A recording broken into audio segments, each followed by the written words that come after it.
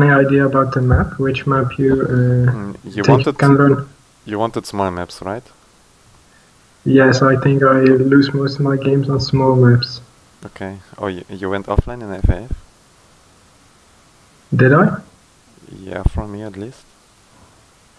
Uh, mm, Well, it doesn't really matter. I just wanted to right-click your names and to get to your replays.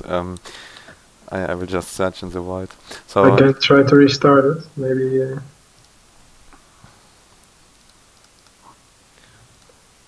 what's that map that you just played? Is that big or small? The map that I just played against Gorton. Yeah, I don't know it. It's very small. Okay. I think it's smaller than 5x5 even. Okay. Yeah, well, pretty much it doesn't really matter what map. Like, it depends on your playstyle. Some maps are a little bit better, but every replay will do. Even replays where you won will do, as long as it's not a totally one-sided game. And as well, if you lose, if it's a totally one-sided game, well, if you lose, it can still be useful. But I think replays that are a bit more even, they are better. So yeah, I think this game it's just 8 minutes. So yeah. So do you have any replay in mind that would be useful? Let's see. Oh, you didn't play too much ladder in the last time. Yes, I played today. I played a game against Carl. I think he's Nepal. Yes. Oh, ambush pass. Okay. Yes, I think. Yeah. This is okay, but I think I already know why I lost the game. He overran my base just a little bit earlier than I overran his, so... Okay, but I think there are more mistakes than that, so... Yes, I think okay, that's a good try replay. that. It's very long. Okay, so, yeah, just start it, and at the start, pause the game. Do you know how to pause a replay? Yeah. Okay. Yeah, and so we can unpause at the same time. Okay. At the start, actually keep it paused, because I can tell you, I think you wanted that, or like you thought it would be like that. I can tell you some general things about 5x5 maps like that. Like, not all maps are the same, obviously, but most maps are a bit like ambush pass with two sides, right? With two expansions. And then very few mass extractors to raid, but basically the game is focused on these two expansions. And yeah, usually there are two ways how these maps play, and the difference will be if the commander go on the same side or if the commander go on different sides. And I think if the commander go on the same side, the game is a little bit more micro-focused. And if the commander go on the same side, it's a bit more about the strategy. But yeah, let's... I'm not sure. I don't want to tell you things that you already know. So if you have the feeling that you know that already, then you should maybe interrupt me. Or if you have some specific question, right, then you should ask that. As I will just tell you a bit what I think about this kind of play. Okay. And yeah, it's not if the commander go on the same side. I think the very easy way to win that is to take over the other side where the commanders not are and try to keep the side with the commanders contested. So just send one tank more or two tanks more than he does on the side where the commanders are not. Are you loaded in the replay? Yes. So okay, I can use that as example. So let's just go, both commanders go to the left side, and then you just try to send a little bit more units to the right side, and you, like at the start, he will have 5 units. If you have 7, then you won the right side already. So if you manage to do that, you win the right side, and once you are actually established there, it's very hard for him to take it back, because I think you have a small advantage in terms of unit micro, etc. if you defend, because you have a bit more space, and you can wait for him, you can keep your units in formation, and he needs to break his formation when he moves into you.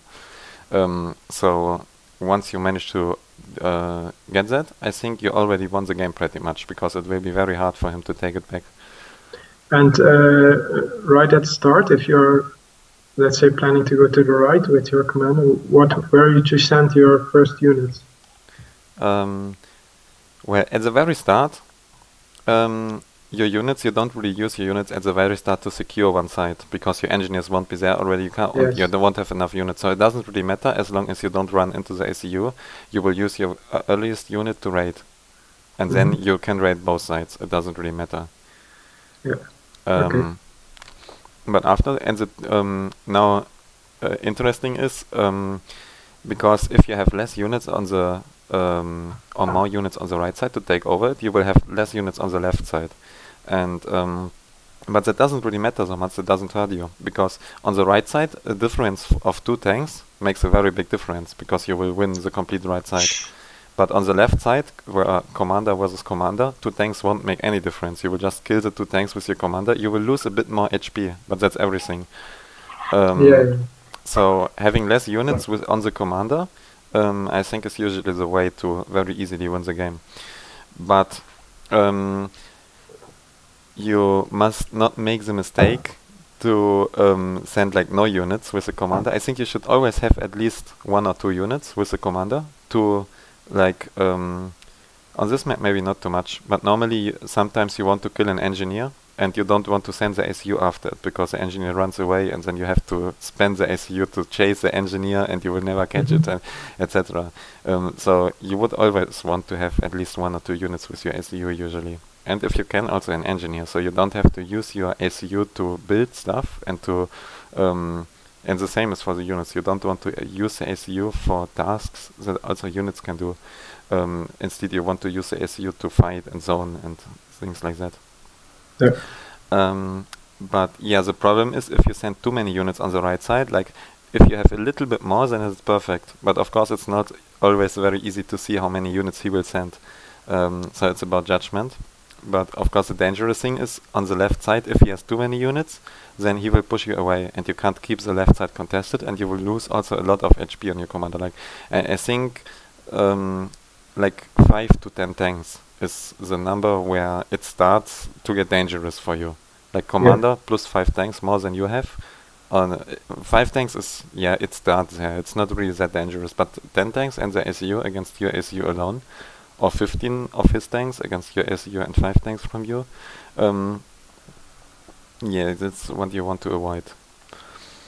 And well, that's independent. Like that's, I think, is a basic strategy that I would try on 5x5 maps usually. Independent of every other strategy, like if you go air or not. Well, that depends very much on the map.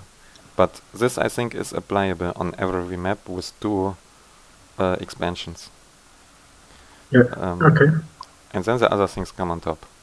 And if the SUs go to different sides, it changes a lot, because the game will be very closed. There won't be any opportunity.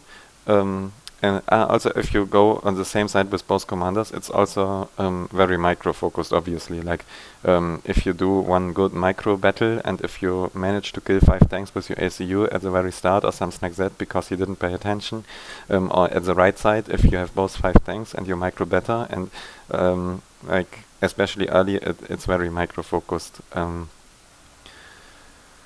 But yeah, if the ACUs go to different sides, the game is very closed, because you have each player has one side completely safe from the ACU, and there's no way you can raid that. You can try to slip a few units past, etc., but usually there's no way you can raid that.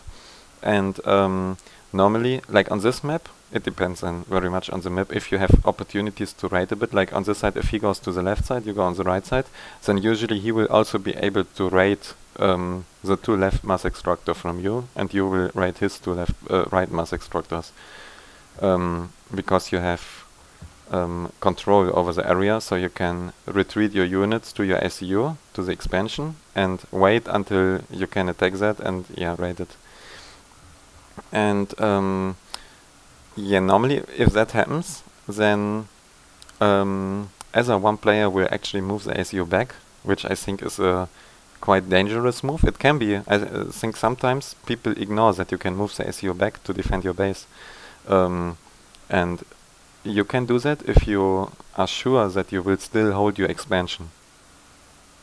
right? If you are sure that you will hold your expansion without the ACU, then moving his back, I think, is a very good move, because otherwise he will push into your base, right? And if you have your ACU in the base, you won't really need any more units, and like your base is 100% safe if your ACU is into it.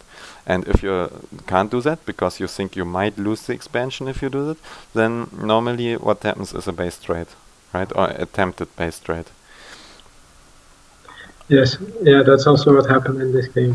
Yeah, and yeah, about base trades, it's very much about the timing and about little micro things. It's not really about great strategy. It's also very much about micro. And I think very important is to have like, if you expect the base trade, and you can see it sometime. You can see he goes on the left side, and you can see, okay, then I want to push his base.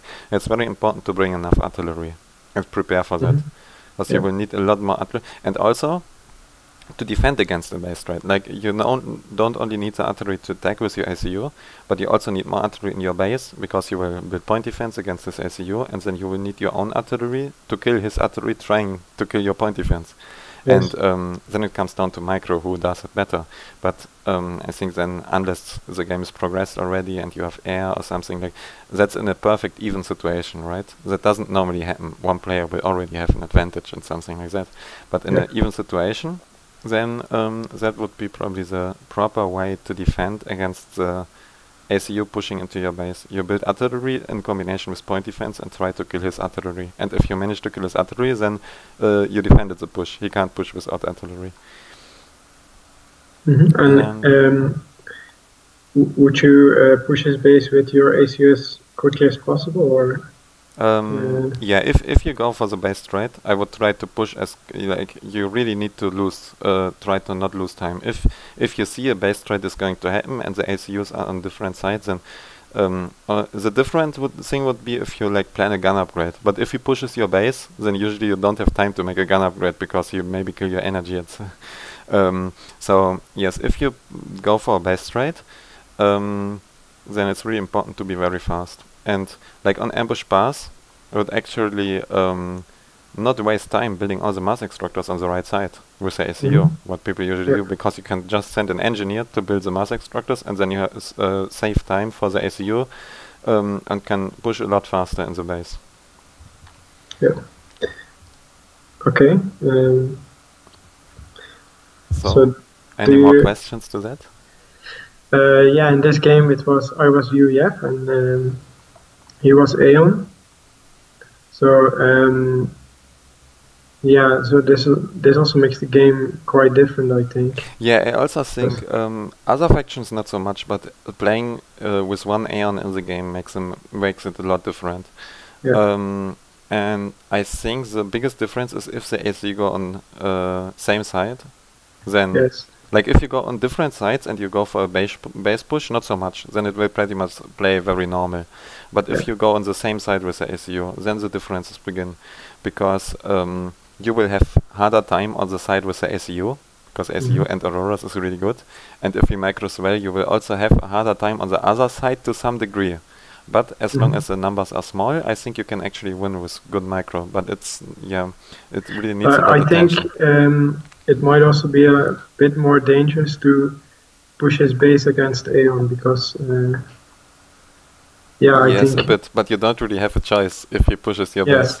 Yes.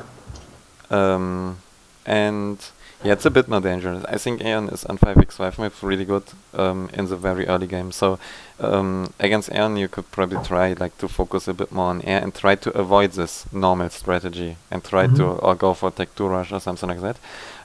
But normally, I think with Aeon, it's even more important to get control over the, like if the ACUs go on the same side, it's even more important to get control over the other side. Because on the side with the ACU, you should expect to lose here and to be pushed away against the Auroras. So it's even more important. And I think it's also a bit, it's difficult because sometimes it can be harder against Aurora. Like if you have 5 striker against 5 Auroras, sometimes it can be very hard, and sometimes it's actually easier, because if you micro well, you can push that Auroras really hard away. but it requires a micro. And with UEF, it's, in my opinion, easier than with other faction because you can make a micro striker very well. But I think striker is actually better than Aurora until numbers of like 10 or something. But it also depends on the map, how much space they have to kite, etc. Yeah, I think also recently they changed the Aurora again. They turn better again and they don't miss anymore. Yeah. I think like one striker against one Aurora, if the Aurora is also micro, you can still lose sometimes. Yeah, you can if you don't micro. But if you micro the striker, there's usually no way the Aurora can actually win. Oh, okay. At least in my experience, like and I think that Aurora dodging, like the normal Aurora kiting is one thing, and then you can dodge as well, right? Yeah. I think that's not as reliable as the striker micro. Could try that as well. I did some Aurora versus striker in another lesson, but not 1 versus 1. Yeah. Yeah, I think this Aurora dodging is maybe not against strikers, but Aurora against other Aurora on big range. I think it works very well. Yeah, against other Aurora, it's that's really useful. And also against other tanks, but especially against other Aurora, that's right. But against striker, I think you have actually an early advantage, but you need to, if you micro, then you have an early advantage against the Aurora. Yeah. And that should allow you to take over the side where the ACUs are not, and then giving up the side where the ACUs are. And like if you trade sides, then you have time to go air or go tech 2 or something like that. If you lose both sides already, then the game is lost. Yeah. Yeah, I think in okay. Let's start the game then. Okay. We'll see then. Alright, I'm at 4 seconds and I unpause. Okay, I was at 11 seconds. Okay, I will speed up if okay. Sometimes my game lags a bit behind. I'm not sure why. Like it's very strange. Like my PC is very good, or at least good enough, and I'm not on minus game speed. But usually I'm a few seconds behind at some point.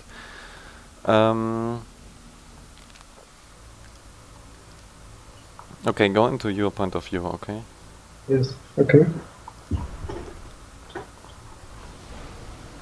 Yeah, normally almost everyone I gave lessons to had some improvable build orders, but probably not you. I'm not sure, I don't know what I did here. Yeah, but you know, I don't think your build orders are bad in any way. Yes. Like, I don't know what you will do, but I don't think what I tell everyone that you can do something different. It won't apply here, and yeah, factory was idle for a while. Yeah, okay, that happens. Like that's not really a mistake. I need to point out. You know, like it's obvious that it's bad, but if I tell you that the factory is idle, it won't make you a better player because you know that already.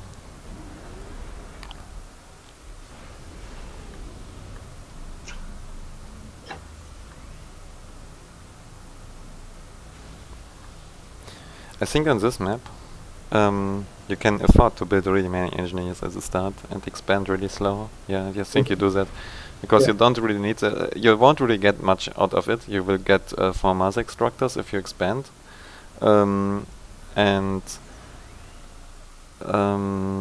well, if you skill set engineers, then you won't need tanks to protect these engineers, so you can build even more engineers for your base and take all the reclaim and build very fast. And there's enough mass that you don't really need the early expansion. So you expand later and then very safe, protected.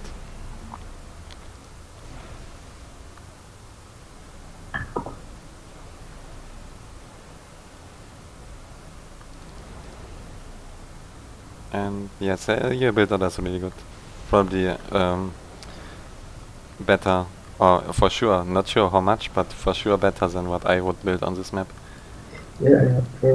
I think it's in general very good to let the first engineer immediately assist the ACU when you have stones or... Yeah. think now you sleep a bit, and the second tank would have needed to go on the right side to protect that engineer, right? Yeah. Sleep a bit there, and so the right engineer is not protected. But okay, you're lucky that you don't raid it. And also on the left side, I didn't pay attention. So.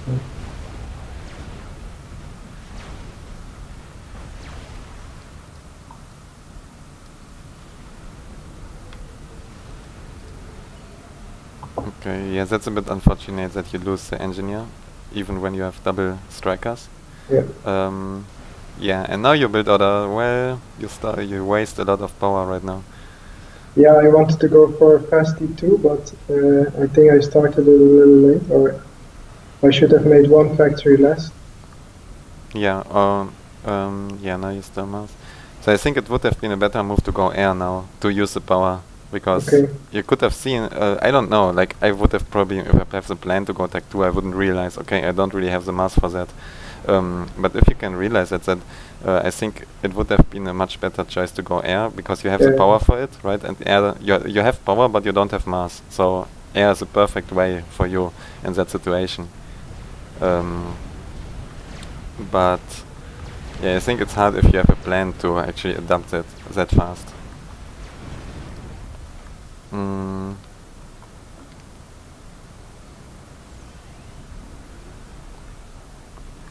But yeah, what I would actually recommend is building scouts. Yeah. And not only strikers. So that would be very important, because yeah, you have that radar in your base, that's nice, but at the front line you have, yeah, I think it's really, really useful to build scouts. I don't know where this trend come from, or is it a mistake? Like, is it a mistake, or is it a decision you made? Yeah, normally I do it, but this time I forgot. Oh, okay, then never mind. But I see somewhat a trend that people start to build no scouts, but I don't think that's really good. Yeah. Yeah, okay, and you go tech 2. And I actually think it changes a bit. If you go tech 2, then you are maybe able to avoid the base trade, because for the base trade, or to rush his base, you will need really many units. And if you go tech 2, you won't really have that unit. But you are also much easier able to defend your base, because you can make a tech 2 point defense, and then he won't be able to push your base unless he has an ACU upgrade. So yeah, that's I think the main mistake that I did. I didn't make the point defense. Yeah, I think if you see a base trade coming, like sometimes it's not possible if he pushes too fast, but he's not really pushing fast. So in your situation right now, it would be possible to build tech 2 point defense, even if you don't even see yet if he goes for a push on your base or not.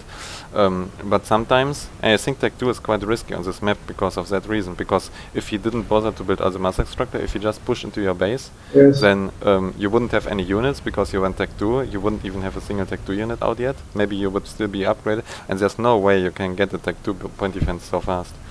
And of course you will also need a tech 1 point defense before that, kinda to stop his ACU pushing. Okay, now you stall power really badly. Yeah, because I got nice in the middle. Yeah, and yeah, but I think that's the thing. If you go tech 2, then you don't really want to go for a base trade, because you have an advantage already, kinda, and you will have less units for your base trade. So you can just play it a bit more slowly, and then try to yeah, maybe get a gun upgrade if you have the energy, or push still the base, maybe if there's an opportunity, but you need to do it a lot slower. But the time for a base push really is already over, pretty much. That only happens if you go really fast, because now players usually are able to defend against that.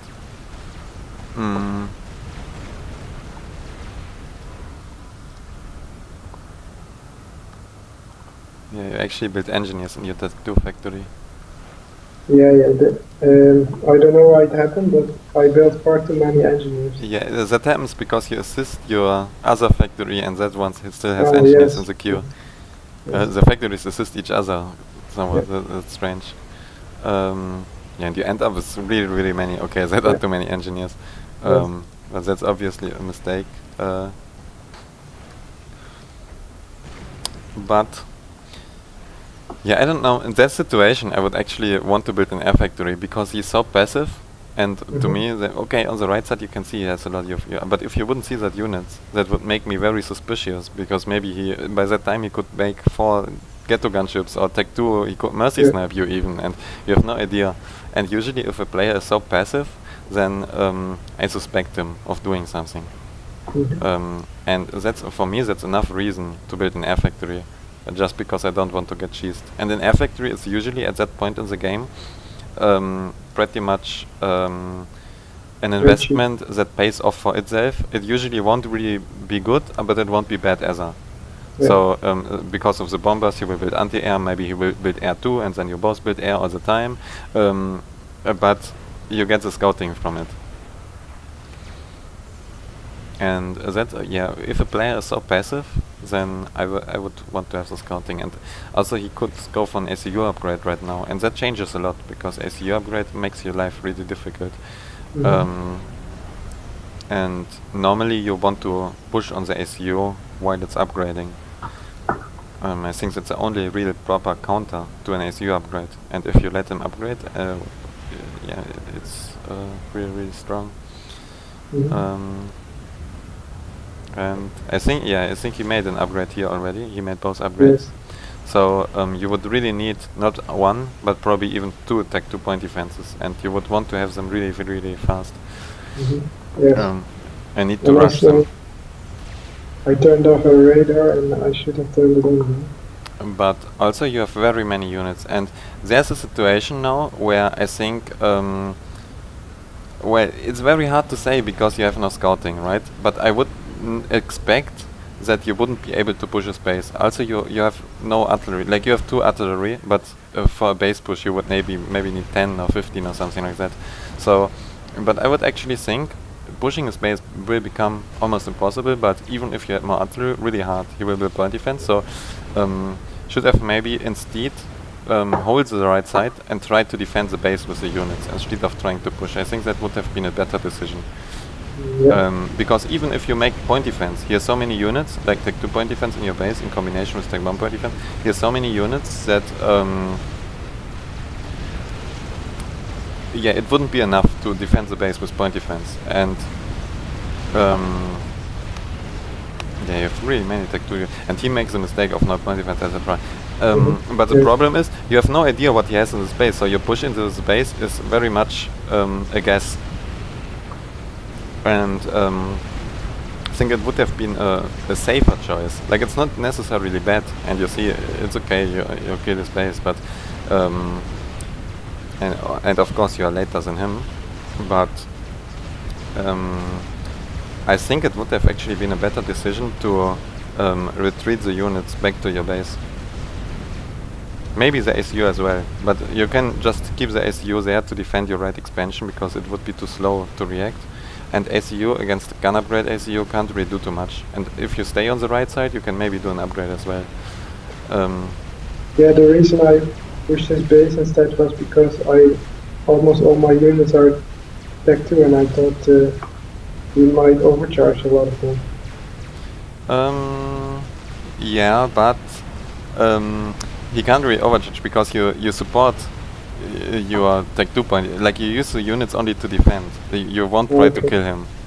Maybe you will, but actually with so many tech 2 units, with 20 tech 2 units, he can overcharge 2 or 3 with, like, if you assume he overcharges 2 units with 1 overcharge, then he will maybe do 2 overcharges, and then he won't have any more energy, and then he will maybe do 3 or 4 overcharges maximum overall. If you really push him, he won't do more. So and 15 striker will still kill him very fast.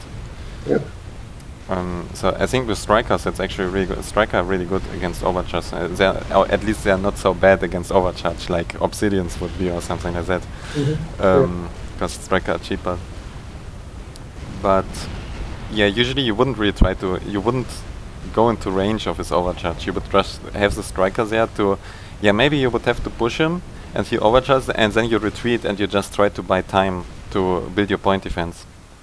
Yeah, I think actually if I just made like 3 T2PDs, it would be it would be very hard for him to push. I think not, because you just overcharge your tech 2-point defense, and yes, you really need units as well. You could try to split a few units or something like that, and but having no units in the base, or like 5 units, you have pretty much nothing. It won't work. The point defense can only support the units, unless like you would need one tech 1-point defense for sure, as he just Yes. pushes with the Auroras and kills the tech 2-point defense, and then you would need, I think, 2 tech 2-point defenses to counter the ACU, as the ACU will just kill the point defense if you have only one. And 2 tech 2-point defense and maybe 1 or 2 tech 1-point defense, it's already, you don't really have time to build that. So you need the units in your base to get the time, because he will be busy killing your units, or he will be afraid and things like that.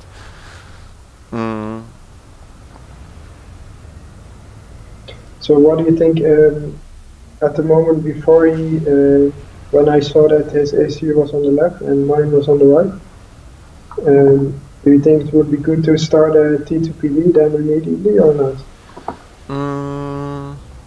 Yeah, that's a very difficult question, but the thing is, the ACU alone wouldn't have been such a big problem, but the problem was the gun upgrade, and you didn't know that he does this. But you could have kinda, so I think if you made an Air Factory and scouted that, it would have changed a lot. But the lack of scouting makes it very hard to say what would have been the best move. But under the assumption that you don't know what he's doing, then you should always expect the worst. And if you expect the worst, then you should build a point defense, yes. But it would have been better if you scouted that, and then you could see if you, because maybe you don't have to build a point defense, right? And then it would be a mistake to build one. But if you don't know what's going on, then you kind of need to build it, because you need to expect him pushing into your base, even if he won't push. But the lack of scouting, will already put you in a disadvantage if you build it, because then he maybe won't push your base, and then it will be wasted mass. But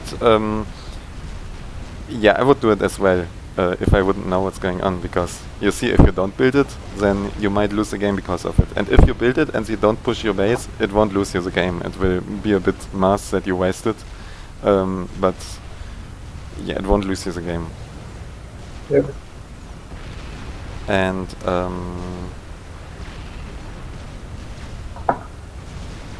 yeah, I would build one probably anyway. Even if I would see he's not upgrading or something, but not 2. But if you see that he's doing an upgrade and he starts to have many units there, then I would probably build a second one already. Or prepare that, like have maybe a bit mass in the storage even, to be able to react if he pushes, and things like that.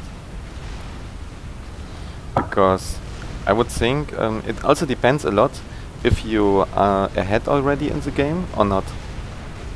Because if you are ahead in the game, then you can very easily build that point defense, and you will still be ahead. So you can play a lot safer, and you can use mass into just preventing possible attacks from him. Yeah. Because if you just prevent every attack from him, you will win the game because you're ahead. But if you are behind, then if you build a point defense just by guessing if he will push, and then you just make the problem worse if you don't push, and he won't push if you see your point defense, because he knows that he will win because he is ahead already. So it really depends a lot if you're ahead or if you're behind. But in this game, I think it was very even. You were maybe a little bit ahead because you had the tech 2, and he had tech 2 at the end as well, but not really early. So you had a lot more tech 2 units on the field. So I think you were a little bit ahead. Because you made that very risky tech 2 tech. Like I said that earlier, right? That the tech 2 tech is very risky. If he pushes very fast, I think that's that you would lose a game with that tech 2 strategy. But he didn't, so it paid off. So you had an advantage because your risky strategy worked. And if you have an advantage, I think it's even better to build just a point defense in case of that he pushes. But in that situation, yeah, I would have built it even if I'm not ahead, because it's very likely that he push, and if you don't know, then you want to prepare for the worst possible situation. Okay, yeah, but you base traded, I don't know, so very interesting. Yeah, and I think after the basic, I would again really recommend to build an air factory, because you want to know what he's doing. You want to know, yeah, what's going on. And also, as more the game progresses, as more some bombers can actually do damage, because there will be more units, so the splash damage of the units will hit more. And at that point in the game, the investment for the air factory is not very big, but the reward you will get from it is bigger as more time progresses. Yeah. Yeah. So independent from the scout, I would build the air factory even for the, if it would be really bad otherwise, just for the scouting. But that's maybe also my personal preference. It doesn't mean it has to be the best choice, but I would do it. Well, usually I try to first build all the land factory, because it takes a lot of power to build them, and then after that you have a lot of power, and then build an air factory. But maybe Yeah, exactly. With the power that you used before to build your factories, right? Because you won't build any factories anymore. Yeah. And you have that building power access. Yeah, that's a very good time to build the air factory. Aside from the reasons why you should build it, and aside from the reasons why it's good to build it, then that reason comes on top of it, that it's economy-wise a very good decision, and it's very efficient. Yeah. But also, if that wouldn't be, then it would be still, as more the game progresses, as better it becomes. And yeah, okay, he tech 2. I would have maybe tried to push him very fast, because you had all the tech 2 units and he didn't have any tech 2 units at the start. So I would maybe try to have to just use my units and just go for a base trade again or something like that, and just try to get him to fight. Yes, because now I see that he didn't have many units. I should have definitely done that. Yeah, but yeah, now you lost the game, and I think not too much will happen probably, right, anymore. Actually, you have the gun, and yeah, you can still try to fight him or draw him or something like that with gun in tech 2, but you really need to be fast. I made a T2 power, and I wanted to get a shield upgrade. Oh, okay. I don't know if it was a good idea, but he sniped my T2 power while I was upgrading. Yeah, I don't know. I think I would have tried to push him now, because as longer you wait, as worse it becomes. Because he will build more. You are so behind. So as longer you wait, as more units he will build more than you. And yeah, my plan was to build the shield and then push his ACU. But I think immediately after the base trade, I had. Yeah, you had a unit advantage, a very big one, and I think you were too passive there as well. That was, but yeah, I didn't really focus too much because I was busy talking about the other things that happened before. But that's a rather unusual situation, as probably won't happen too fast again like that. Yeah, but I think I'm at minute 2020, by the way. You're probably a bit ahead. No, I'm at 1912. I put the speed down a little because I noticed that you were behind. So okay. Okay. Yeah. Well, but right now, like at 19, whatever you are, then I would have tried to push him, because he has all his obsidians on the right side, and on the left side he has only auroras and his ACU. You have gun and tick 2. Maybe you could have even killed him if you made a very decisive push on his ACU. Yes. Yes. So I would have definitely tried that. There was a much more, like, that was the only way to win the game. Even if, and I think it was even likely that it could have worked. But even if it would be very unlikely, it would still be the only way you can win the game. So you still have to try it. And still trying there on the right side. Yeah, even if you killed that obsidians, then you wouldn't have been able to kill his base, because he just built point defense, and so. Could have seen that trying to win that battle on the right side, even if you win it, then it won't win the game. Yeah. Okay, I will close the replay.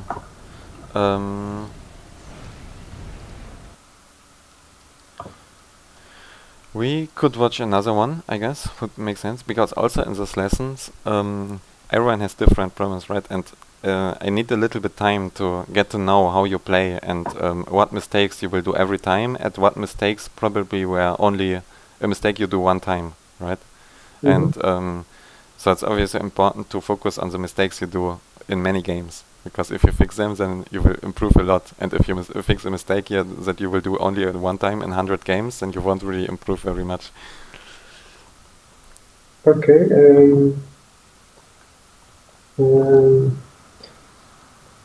Yeah, there is a game against Black Death just before the cow.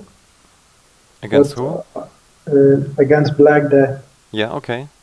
But I'm not sure it's very interesting because I lost it very fast because he bombed my engineers that were building factories. Okay, and then the game was lost pretty much? Yeah, I think so. Okay, then it's not... Like, if you think the game was not 100% lost and you could have made a comeback or made some other mistakes, but if the game was lost after that, it doesn't make sense to watch it. Well, yeah, he bombed my factory engineers, and then I had far fewer units, and he got all the middle reclaim, and I couldn't even get to the left reclaim anymore, so... Yeah, okay, that sounds very, very one-sided. Yes. Or do you have other replays of small maps? Oh, you played against Deathly. How about that one? But it's also rather short. Which one? On Cracked Dunes. It's a bit older, from the 6th. Actually very old. Yeah. Yeah, it was. I lost again because of no scouting. He sniped me with T1 bombers. Okay. Do we have more? There are many on Moonlight against Captain Clawgas. Any interesting of them? Yes, maybe the ones that I lost. Okay, but 3 of them are only 1 minute. So I think... Oh, you played them... Oh, that's only... No, two. Okay. I don't know if you lost the first one, but... Yeah, we can watch them both, but they are also 11 minutes long. But that doesn't mean it has to be super one-sided. Yeah, I don't remember. I think the first one I lost, the second one I won, I think. So maybe we can watch the first one then. Okay. You mean the first one, like the 11-minute or the 12-minute one? The 12-minute. Okay.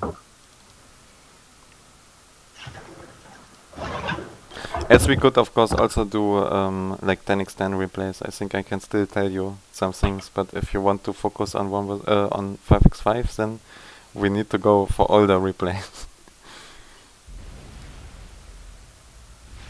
Okay, I'm paused at 7 seconds. Okay, I am paused at 5 seconds. Okay, then let's unpause and go into your point of view again.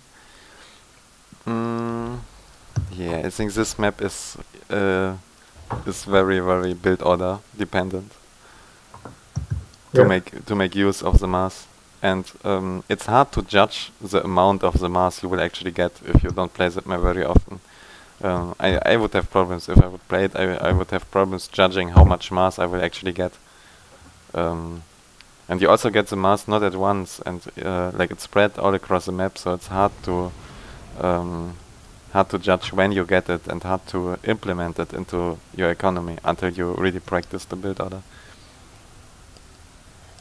Yeah, I don't think I had a very special build order here. I just did 5 pigeons and then land factory.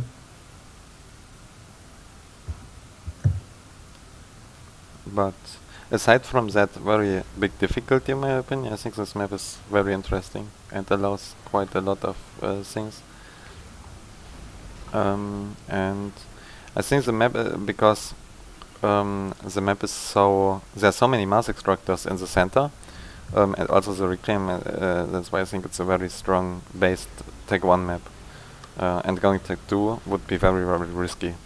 Yeah. until at the at the start, like Tech 2 rush. At some point, it changes a lot. Always, at some point, there will always be a situation where going Tech 2 will be good, because as bigger the armies get, as bigger the Tech 1 armies get, as better Tech 2 units actually become. Because the units will block each other, the Tech 1 units, and so Tech 2 will get an advantage. But at the start, usually not so much. Yeah, and also on maps where you upgrade mass extractors, if you get a bigger economy, it's better, I think, to go Tech 2. Yes, as well. Like I think this is no map for upgrading mass extractors, because you can profit so much if you have a bit more units or stronger units with Tech 2. You can already get a lot of map control, and you will get a lot of more mass actually than you would have gotten from a Tech 2 mass extractor. And the Tech 2 mass, Tech 2 land will give you extra mass extractors, while Tech 2 mass extractor would actually lose you own mass extractor, so you have the double disadvantage pretty much from it.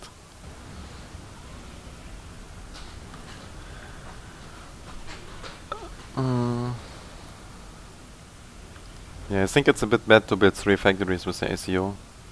I think it's much better to build a third factory with engineers, so you can use the ACU offensively already. It's wasted potential.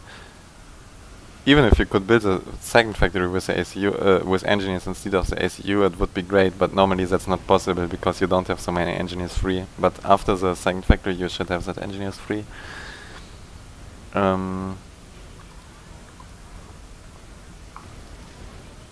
But yeah, you have a very good distribution of the units. I think you protect your engineers and the other units are in the center so they can react, and you have a scout on each side, so all of that is very good in my opinion.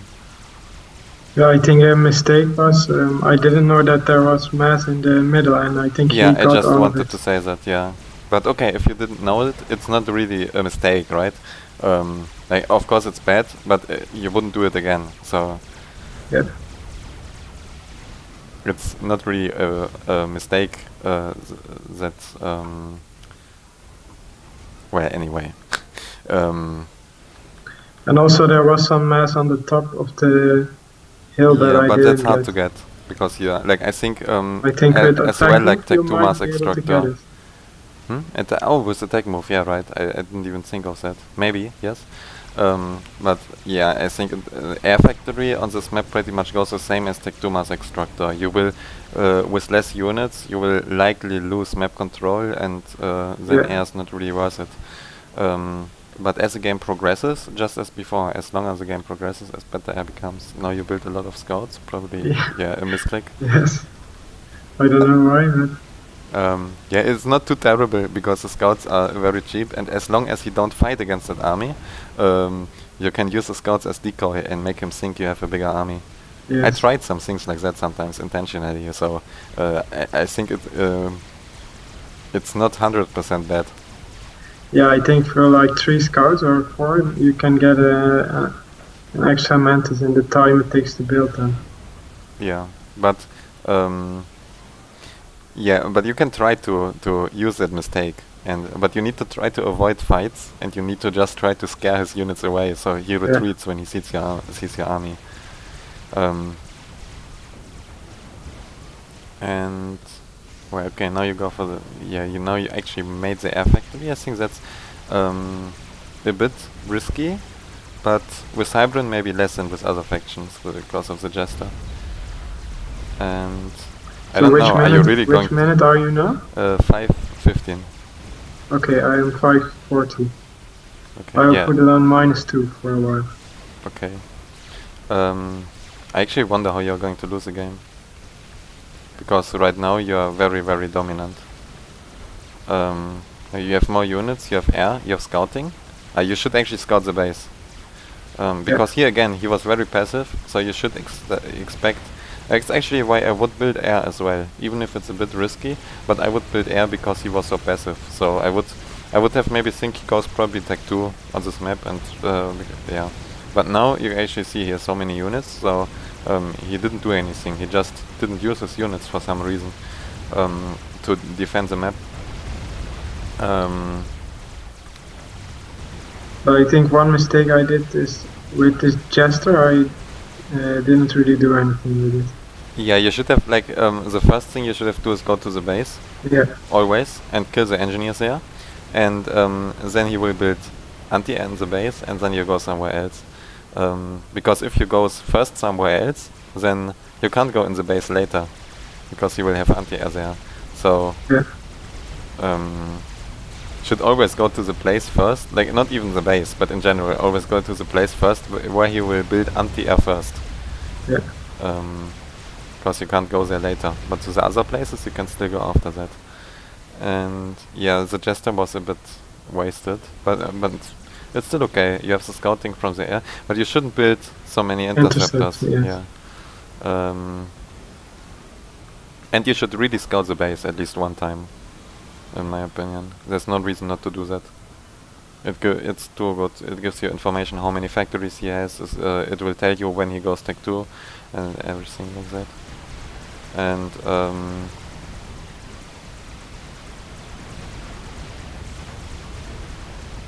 yeah, well, other side from that, a bit sad that your radar goes out, but on the right side you make some good fight. He sends his units in very spread out, so you can think he actually had more than you, but you win that fight, and you also pick off some units in the middle with the commander. And that situation, I would actually try to move a bit the commander in the army and try to get some free kills. Yeah, and you do that because his SU is on the right side, so there's no threat to your SU. I'm at 740, by the way. Okay. Yeah.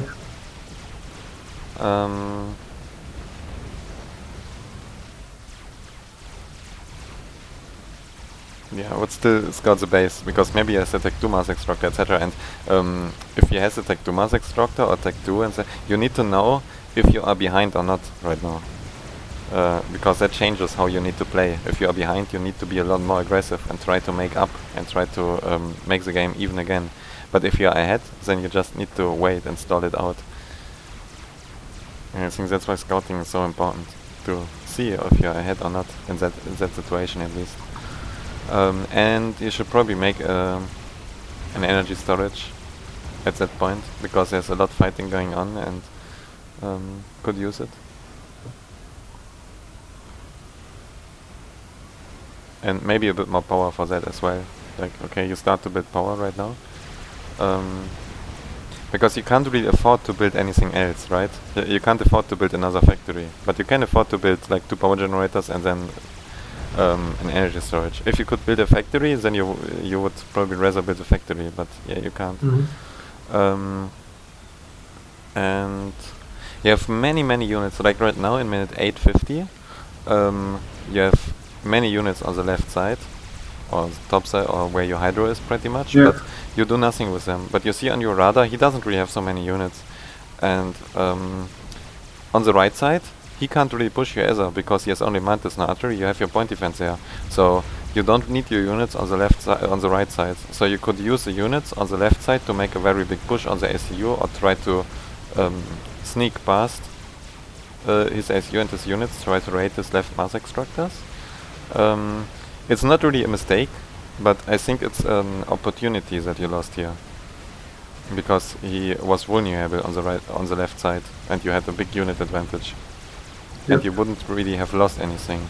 But it's not really, it won't put you behind to do that here, to move the units on the right side to defend. But yeah, what I would try to do is like send 3 Mantis or something on the top, in the corner, and try to sneak past, kill single Mars Extractor there next to your walls where the point defense was, right?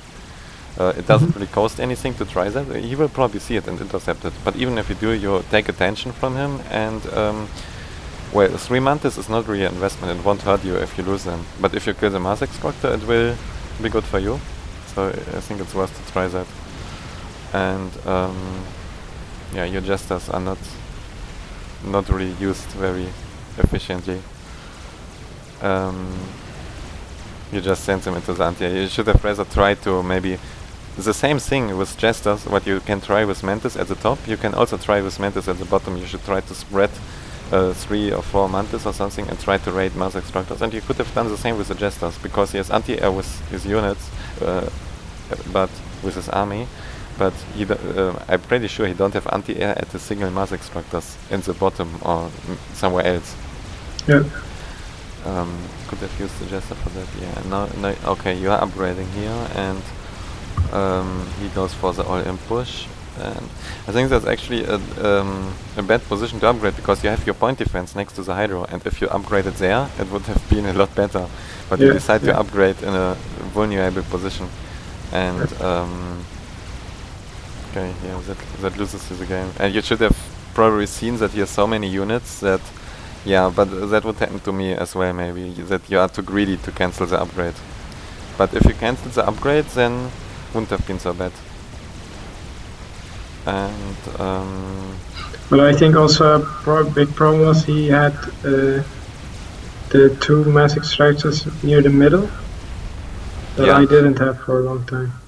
Yeah, I think the bottom one you could have raided a lot of time. Like with a lot of time you had many units, but you were very afraid and very passive.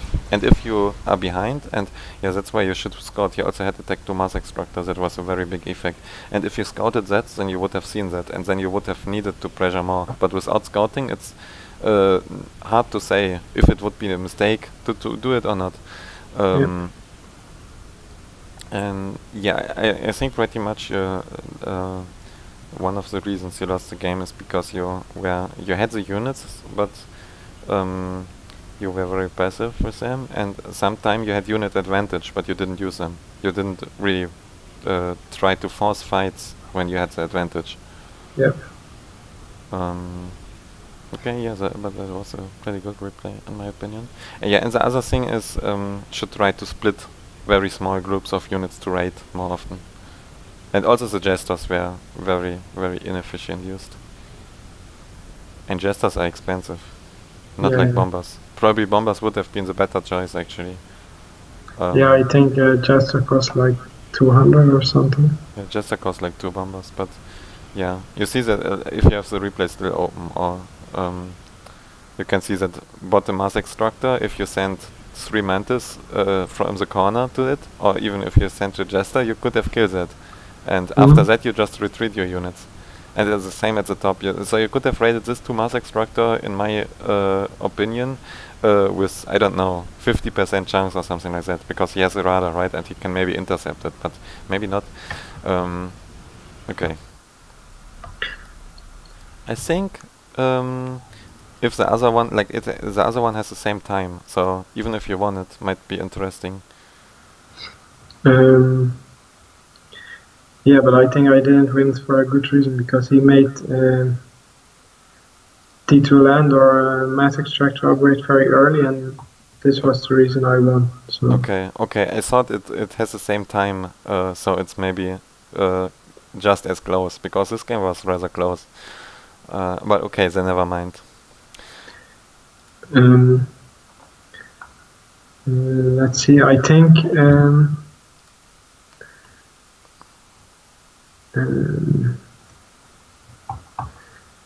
there's one game against Chosen on Twin Rivers, and there's another one against I don't know how to pronounce his name, but he used to be called Silver Eye. I think it's Embers now. I think there are a lot of things you can tell me about what to do better on these maps. Okay, so no more 5x5? Yeah, I don't think there are any other. There are many good 5x5 replays. Okay, I don't know, I see a lot of Blasted Rock replays here. And one is 70 minutes against Yamadama. Ah, yeah. Where do you see this? Where do you see? Yeah. Okay, yeah. I think it's a good one. Okay, then let's watch that one. Like, I mean, we can do the universe as well. It's your choice, right? No, I think this one is better. Okay. And I don't know, there are other games I don't see against who, but 1 versus 1 called and all like 10 minutes long and No, I think yeah, Twin Rivers is better. I think Crazed already helped me with this game against Yamadama. oh, okay. But well, maybe I can say other things, I don't know. But okay, as you wish. Then I close it again. So where is the Twin Rivers game? Okay, I found it. 31 minutes long, right? Yes, yes. Okay. And the other one is against yeah, okay, this is good. Against Bimbrovic? Yeah, the other one is maybe a little long, I don't know. I started the one against Chosen now. Okay, then I'm starting to. Yeah, I'm paused.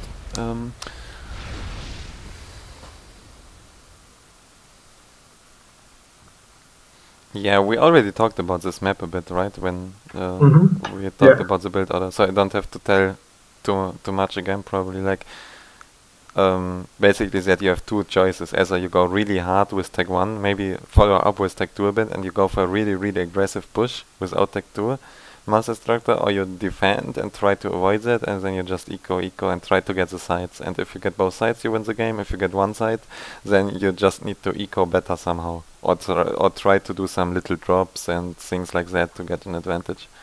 Yeah. And I think you don't really have any other viable possibilities on this map. Like you can always try some cheese with get to gunships or something like that, but nothing really that works more than one time. Yeah. I think also to push very hard. I don't think it works very well against a player who is. Yeah, some players I think can defend it better than others. I think the really aggressive push. Well, I don't know. I don't know anyone against who it wouldn't work. Like it can work or not, but it doesn't really depend on the player, in my opinion. It depends more on the execution. And very often people eco on this map already have mass extractors in tech, and then you have more units, and because you have it's also hard to defend because you have the possibility to push both sides pretty much. If he has defended in the base, then you can push the base. If he has defended on the right side or yeah, whatever, you can push base or right side. And if you manage to get your ACU and your army in front, like your north, right, south of that big mountain in the center, then you're in a very good position because you force him to move behind this mountain, his units, and you can either push the left or the right side. And it's a bit on rigor 4 or 5 or whatever, I don't know.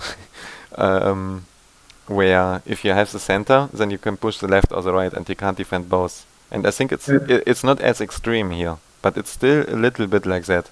I think you can still have a strategic positional advantage there if you manage to get that position. And if you go for really hard push with the ACU and tag 1 spam, I think you should be able to get that position. And that should make, in my opinion, a bit up for the disadvantage that you have, because you need to cross the map. Yeah, and then normally many players are not really prepared for such a hard kind of push. Yeah, it depends also if he already made a tag to mass extractor or not. Yeah, or like if he scouts very heavily, and also how many factories he has pretty much. It doesn't really matter what he does, but he maybe also build very much energy because he prepares for mass extractors or goes for the island. I'm not sure if you go for a very hard push, if you should go for the islands or not. It depends a bit. Not too sure, because you kind of need air. You can't really do that push without air on this map, I think. So it's probably good to go for one island at least. Yeah, and I think if he gets both islands, even if you push one of his Yes, exactly. Then expansions, he still has more. yeah, and then he just needs to defend and defend, and at some point he will get his expansion back. You can't hold it forever, Yeah. and then he will have the advantage. Yeah, I agree. I think we talked about that already. That it's very hard, even if you go for that push, even if you do damage. Then if you lose the islands for that, it's not enough. Yeah. And even if you get one island, it's still kind of tricky if you only manage to raid the expansions one time. And if you kill all the mass extractor, like the 4 mass extractor of the one expansion, the 4 of the back, and the 2 in between, if you raid them one time, and he has 4 tech 2 mass extractor for them, and then he has enough units to take them back, then it's not going to be enough. So if you do that push, you need to stay there, and you need to not raid it, you need to deny it from him completely.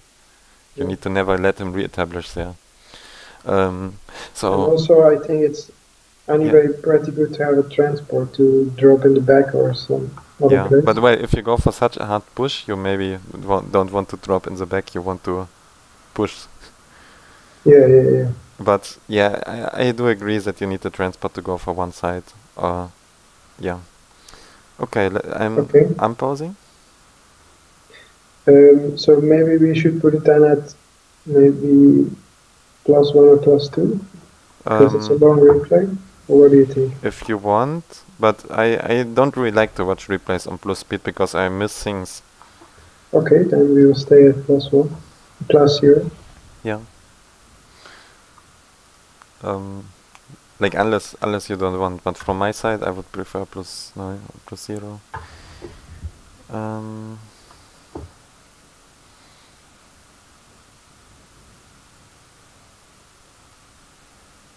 And I actually think if you play against UEF and you're not UEF yourself, you kinda have to go for such kind of push. I actually think the tech 1 push is the one thing, and maybe if you push tech 1 in the process, you maybe go tech 2 with a front factory somewhere. Like you will be with your ACU and like 100 tech 1 units or 50 tech 1 units in front of a space, and then you still go tech 2 while you push. And I think that's one thing. If you don't see an opportunity to kill him with tech 1. But I also think maybe a third viable option is to go for a heavy tech 2 push. But I think it's easier to defend against that because you will have more time, and if you are tech 2 and you make like 5 tech 2 factories or something like that, he will be tech 2 as well, and it's much easier to defend if you are tech 2 with tech 2 point defense. But maybe if you're a Seraphim? I'm not too sure actually, because the bots are so slow, and if you do such kind of push, it's very much about the timing. Yeah. And I actually think everything is bad in this regard, because the bots are so slow. So I think UAF is best for that, because the pillars, they are cheap, and you also need kinda a lot of units in that kind of push, because few units he will maybe overcharge, or you need like more units. Pillars have a very good HP ratio, right? Compared to their cost, and I think that's what you need if you do such some kind of push, because you want to roll into him, and you don't really care about the damage you do. You want to roll into him and then go past him, so he needs to chase your units, and you kill his mass extractors. Even if you lose your units, you will kill everything. And then your reinforcements will be there to kill more. Like I think in that kind of push, you expect to lose more units than him, but you will kill everything in the process, like build power or mass extractors, and then you will have your reinforcements, and you don't give him time to ever rebuild that. Even if he has more units for a short time, but after that he will have less units because he will have less mass. So I think UEF is the best for this kind of push. And UAF is best also for the other strategy, like ecoing on this map, for obvious reason, I think. So I think UAF is really good on this map.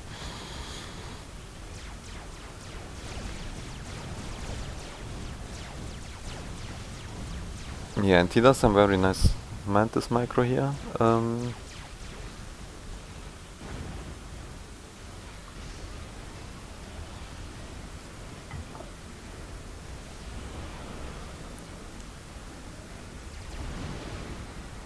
And yeah, you scouted already, that's very nice. So you can see that you have 3 factories and he has only 2.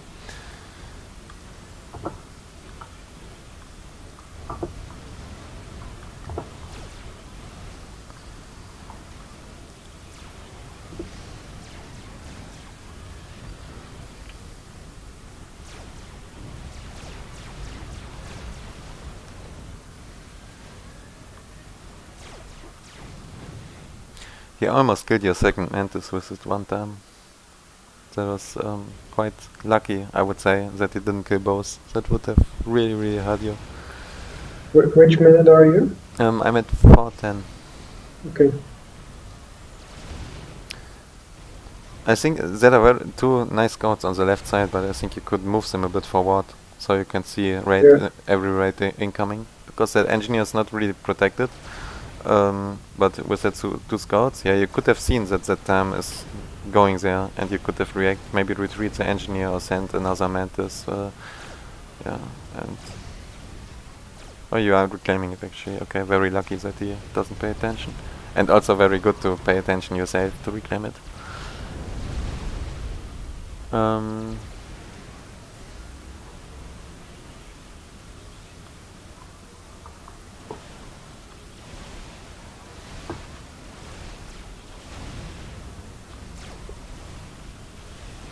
Okay, yeah, from what I see, you're actually quite good with economy, but have a little bit, like, can't really call it problems, but can improve a bit on unit movement and at least what I saw from the last games, which were only 2. Maybe it was just, and also like the economy wasn't perfect, of course, but you're very fast to react to economic problems, and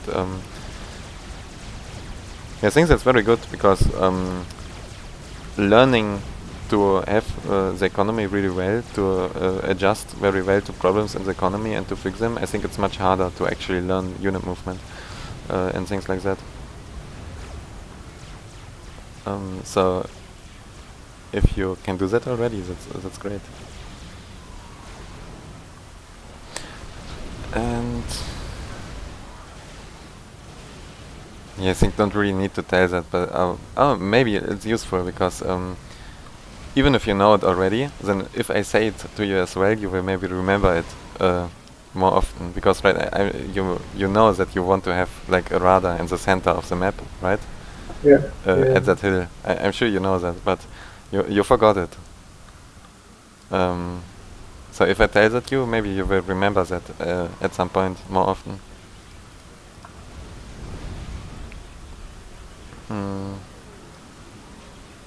Yeah, I think these things, if you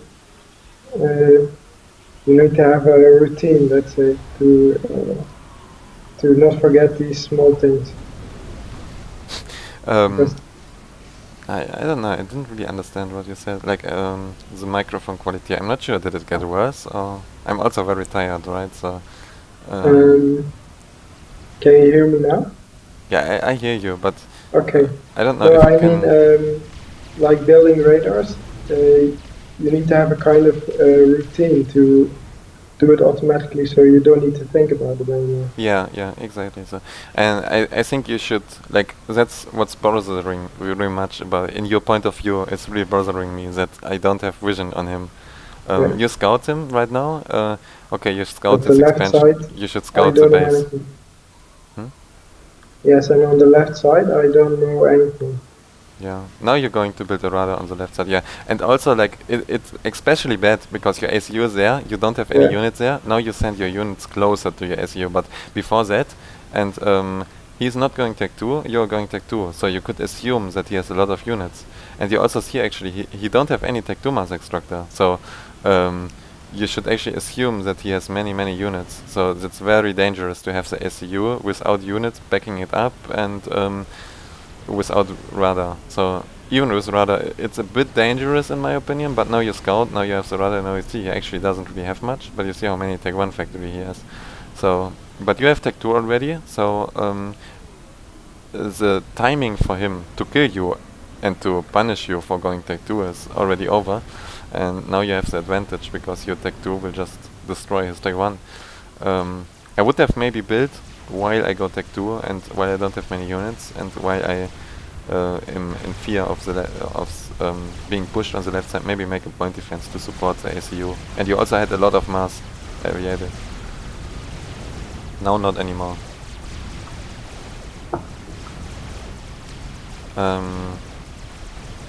But I think I would probably try to eco now, because it's very hard to actually push with tech 2 so much if you are like the tech 1 push you do without eco completely, you don't eco. But I think tech 2 is so expensive, and it's quite hard to get enough units out because you already are behind in units because you went tech 2. So you would need a lot, even build more units than to defend if you want to attack, and tech 2 is usually also slow. So I think, and he's behind in economy already because he's going for the tech 1 push. So if he would go for eco, maybe he would go more aggressive. But right now, for you, it's very easy to defend with tech 2 against this tech 1. Yeah. But I think actually he doesn't plan to push because he's building walls everywhere. Yeah, and now he also went tech 2, but yeah, you can see he's already behind in eco. So and that there's no real threat of you incoming now. Until you don't scout enough and you overbuild eco and you don't build enough units, and you also have you have the one island and your raid, or maybe you even get the other island. This is very nice rhino drop, very good. Not sure what's going on in the back. That's a bomber maybe killing everything of you. Yes. But yeah, I think on the left side that's a bit. Yeah, I would have maybe now realized, okay, I have the advantage, and then I would just try to turtle and increase the eco advantage, because there's no way he can catch up in economy actually when he's behind unless you allow him to. So I would maybe throw up 1 or 2 point defenses on the left side to protect my ACU and to secure that position that will slow him really much. And take 1 point defense don't really cost too much at that point in the game. It's a rather low investment compared to all the mass you have available. And also on the right side maybe would do the same. And yeah, you have tech 2. I think then it's very good to get fast tech 2 power, and mainly, even if you don't really want to build air or something, to get a tech 2 radar, because once you have a tech 2 radar, you're really safe. Then he won't really be able to push you. You will always see how many units he got, so you can, like, not always, but normally. So you can react very well and just build enough units to defend, arrest the rest into eco, and then increase your economy lead. Yep. And now on the right side, you can do a little bit better micros there, because you use your mantis and rhinos just, and so your mantis die pretty much and no units on range, but you should actually ignore the mantis and just try to fight with the rhinos. And just try to kite him and use the range of the rhinos and the power, the concentrated firepower, just to get free kills on the tech 1. And use the mantis only as like a protection for the rhinos if he actually wants to push you and wants to surround the rhinos. Because as long as you don't surround the rhinos, then they will just free kill the mantis 1 by 1. And that goes for every tech 2, right? So you know that as long as you don't surround them, you will win anyway, and so you can use the mantis as protection against the surrounding. But aside from that, you can try to kite them, and you could maybe kill his entire army there, or at least push him back, and he would have to retreat. But maybe he makes a mistake and he doesn't pay attention, and then you can kill half of his units, etc. And even if not, you can push him back and you can get ground. Like, it's a bit reclaim there, it's at 1 mass extractor, but more valuable is the ground you will get. So if he wants to take it back, he will lose time if he wants to attack you. So I think it's a kind of big mistake here, that on the left side you have 10 rhinos, and he has nothing pretty much, that you are not aggressive there.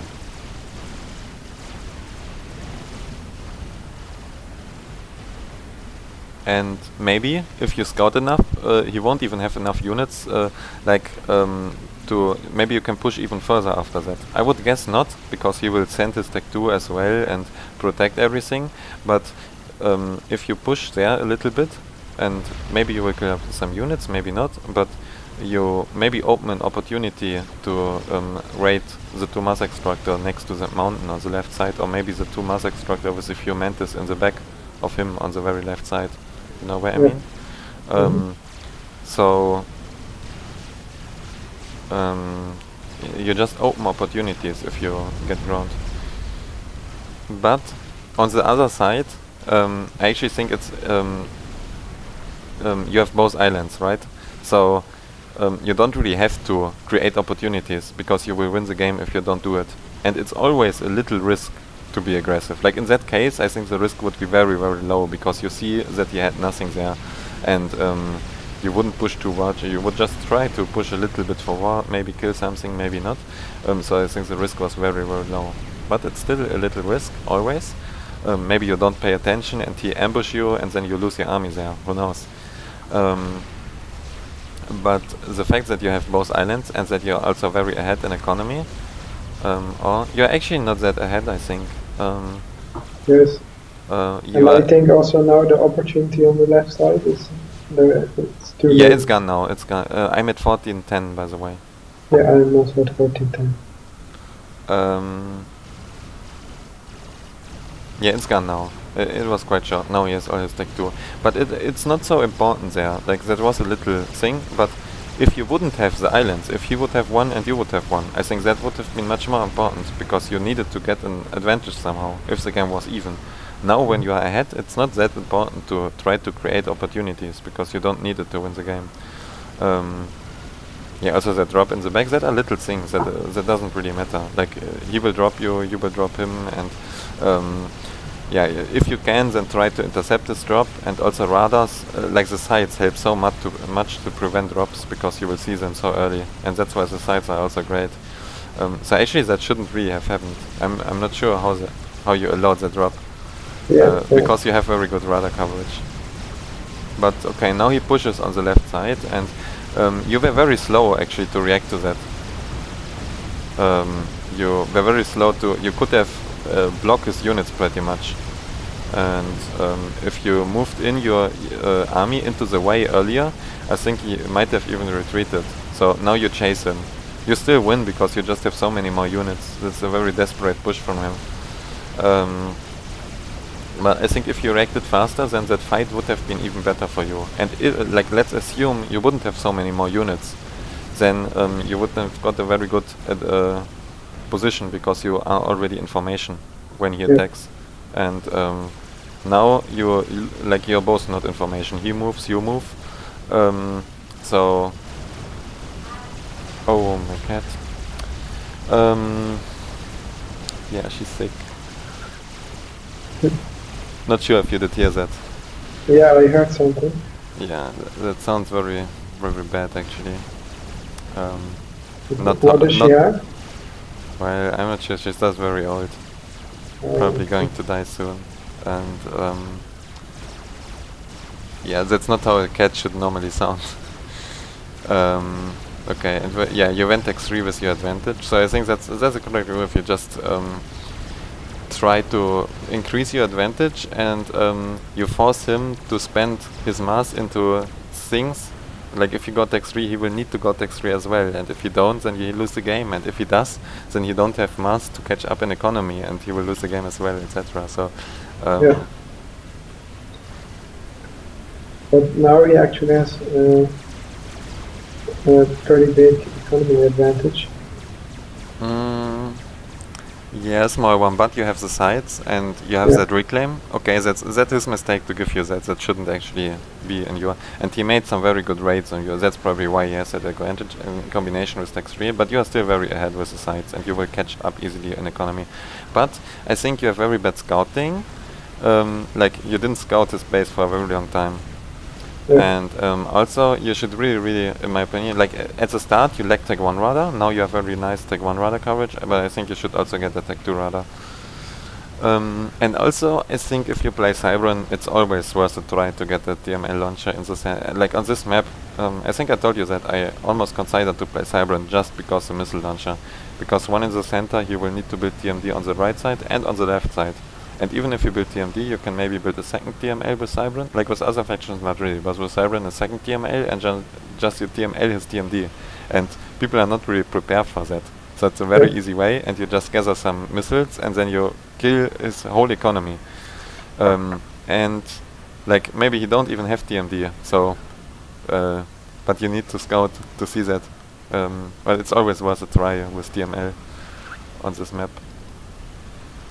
And yeah, but you should see that you are behind in economy and that you should catch up.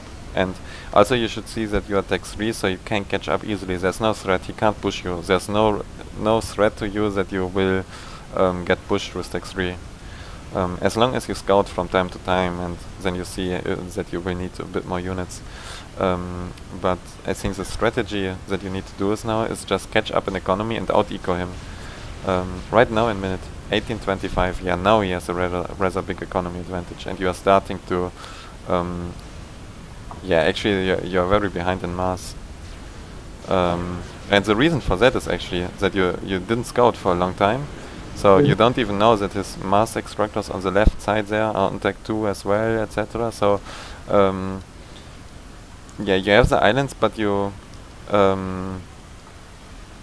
because of the lack of scouting, I think you you make too many units instead of economy, and you shouldn't allow him. When you have the map control advantage, you should always eco as much as him and invest the rest into units. So at some point you will either have more economy or more units because he can't catch up. But yeah, very lucky brick drop there in the back. Maybe with that you can turn the game. But right now, yeah, you made the mistake of making really many units. And at some point, if you make so many units, and if he makes all the economy that he did, then you should have a really big unit advantage because you were ahead. You invested all into units, he invested all into the economy. So he probably had no units. So and at that point, then you need to push, because if you wait, then your opportunity is gone. And I think you couldn't push because you had no tech 2 radar, you didn't knew how many units he has, you had no scouting, and that's probably the main mistake. The obvious mistake is that you made too many units and didn't use them and then fell behind in economy. But I think the real mistake is the lack of scouting, because if you scouted, you would have seen that at some point in the game, maybe 5 minutes ago or something like that, you would have had a big opportunity for a push. And that's probably the time where your tech 3 starts, and then I would have actually made loyalists instead of bricks, because you need the speed, you need to yeah, that's the point, you can't wait so long. If you wait too long, his economy will start to pay off, he will catch up. But at that point you need to use the timing you have on the push, and then you should rather build loyalists, in my opinion, than bricks. I think that was like maybe now I should have reclaimed all the tech 1 units. Yeah, as well, yeah. Also tech 1 power, etc. Like reclaim tech 1 power, reclaim tech 1 use. But that's not going to win you the game. Yeah, but that's a good point. I don't even think of that. Yeah, it's good, but it's not going to win you the game. And yeah, I think you should still really want to scout and get a radar, because he just went tech 3, and you have many tech 2. Like you have yeah, 25 rhinos and 6 bricks. So maybe your opportunity for a push is still open. Like it's very late in my opinion, but you need to check if it's still open. And you should realize that he has more economy, so you have more units probably. And yeah, really need to scout to see if the push is still. I actually will go for observer for a moment to check that. And yeah, for sure it is. Like on the, he has pretty much nothing, and you have so many units, and you could have just push him on the right side. Probably I would choose the right side, because his army is on the left side, and on the right side, like his base is on the left side, so he will build point defense and everything, and you can do more damage on the right side actually. So I think you are way too passive in that situation, but yeah, you scouted here, but you don't really, like you scouted his buildings, but you don't really know how many units he got, so you don't know that you can do that. But yeah, like if you would scout, you would see that your opportunity for a push on the right side, it becomes a bit close, but you can still try to move your army a bit more aggressive, and then decide if you still want to push or if you have enough units already. But you can at least move your bricks, or your bricks and rhinos, etc., and move them more to the center to the map. And then you can decide if you want to keep going to push or not. But you, if you have more units, then you should try to place your army as much offensive as possible without risk of losing them. So you create opportunities to attack.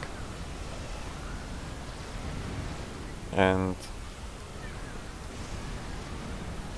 yeah, no end. That's it. Okay.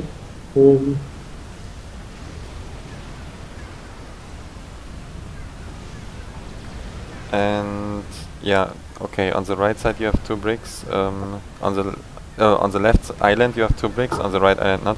I would probably drop 2 bricks on each of my islands because at some point he will drop tech 3 on your island. So you actually do that, or no, I don't know. On the left side you have 2 bricks, so I would do the right, same thing on the right side. Yeah, I think he dropped already one tank there, so I dropped him after he dropped. Yeah, but I would do that already before he drops, because at some point he will drop to the island, right? Yeah. And yeah, now you catched up a bit in economy, like you're still behind, but you're not that much behind anymore. But yeah, you have a pretty big army, and I think at that point in the game it becomes really, really important to scout more often, because there's not really much else going on, but we want to know in what he invests his mass, because right now there starts to be so much mass on the field that he can build dangerous things for you very fast. Yeah.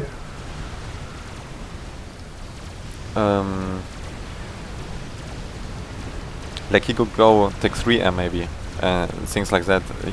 Maybe he did RAS in the last minute, so you didn't see it, and now he goes tech 3 air with a new factory instead of, like you would see it if he goes it with the factory you see, but maybe he builds a new factory for it.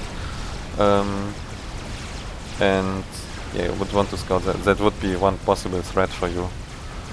I think at that point in the game it's also for you in consideration to go RAS and then tech 3 air and stuff like that.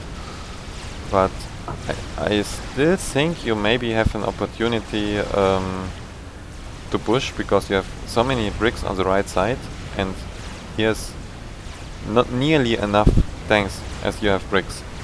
And your bricks are better. If you mix the stats into them as well, it would be even better. But you have 70 bricks, and if I go into his point of view for a moment, he has only 7 tech 3 tanks. Right? So you basically, at the moment, in minute 24, 35, you won the game. You just need to realize it. Yeah. And also your bricks are, like half of your bricks are sitting in your base. That's pretty bad. You want to have them at least at the front line. And okay, but now you start to push with your bricks, but I don't really like that you push without scouting too much. Like, I don't know if you knew at that point that he don't have any tech 3 tanks. Because if you don't know that, then the move to push, in my opinion, is a bad one. Because it's a risk. And taking the risk of losing 11 bricks and gifting him the mass of it, that can turn the game. And if you don't do it, you will win, because still you have the islands and you will go ahead in economy. So I think if you don't know that he has only 7 tanks, then the move is a mistake. But if you know it, it's correct. Yes. Yeah, and I would probably go tech 3 now, because I would think, okay, maybe, like, if I wouldn't realize that I have the opportunity to push him, then I would think, okay, if I couldn't push him all the time, then I won't be able to produce more tech 3 than him, and like, I can defend, etc. Then if you can't win the game with the tech 3 that you need to find some other tools to win the game, or to force him to go even, and then he will fall behind in economy because he needs to catch up with the air. And okay, yeah, now I think that's a very nice move at some point when you have a big economy to send a scout route like you did. I try to remember that as well. Don't always do that, but I think at that point in the game, running one air factory costs 5 mass with scouts. Yeah. 5 mass is not a very, very low price compared to the vision you get. But I think you still don't have a Tech 2 radar, and that's, in my opinion, the biggest mistake of the game. Yeah, I could even get a Tech 3 radar at this point, I think. Yeah, and with Tech 3, I think a Tech 2 is more important. Like a Tech 3 Yeah. radar is, but especially when you are ahead, then a Tech 3 radar allows you to see everything, and pretty much is once you have a Tech 3 radar, nothing can happen to you anymore if you scout sometimes. So you will decide that if you're ahead and you have a Tech 3 radar, usually, then you decide that you just won the game and you secure it 100%. Not 100%, but very much. Maybe 90%. And yeah, you make some nice brick movements on the right side. That's very good, trying to kite the SU, and also before that, focus firing his tanks, and then using the transports to bring the reinforcements, also very good. Could have tried to split the bricks a bit and like just move into his ACU, not try to kite, but split them, so he can only overcharge one. Yeah, he overcharged 3. Yeah, he just overcharged 3, so if you split them, then it's not going to happen. And okay, he escapes. Not, I think. Okay, yeah, he dies. If you would have escaped with that half that transport with half that HP, would have been nice. But he still lost the game, even if he escapes. Yeah. Wouldn't have mattered. But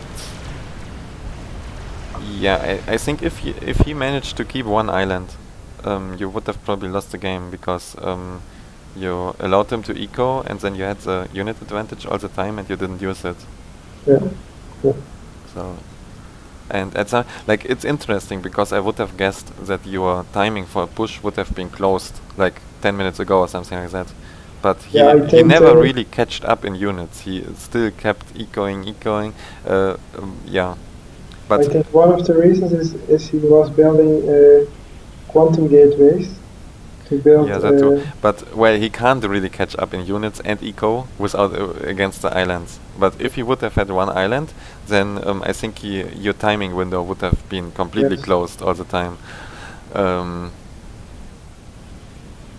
So that's what saved you from the game, pretty much, or from losing. Yeah.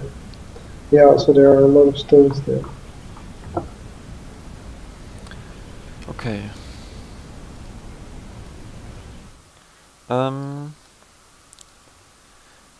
Yeah, I think we watched quite a few games. Yes. And I told you, I think I learned a bit about you already. That like one of the biggest thing maybe like better radar coverage would be one, and scouting. But that's pretty much always you tell that to everyone. Even like if I would watch myself.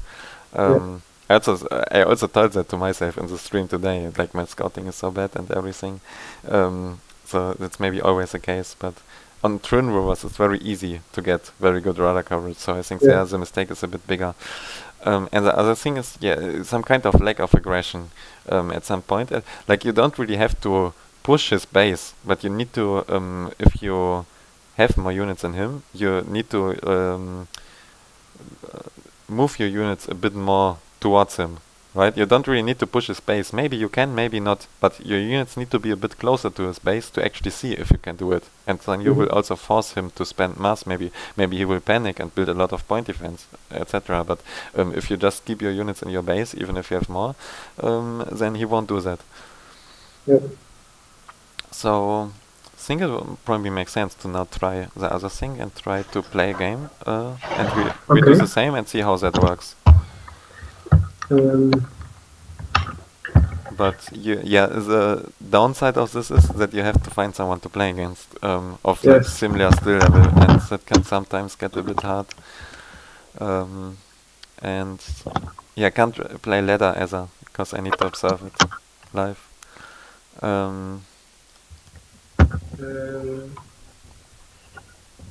I can ask TA for live.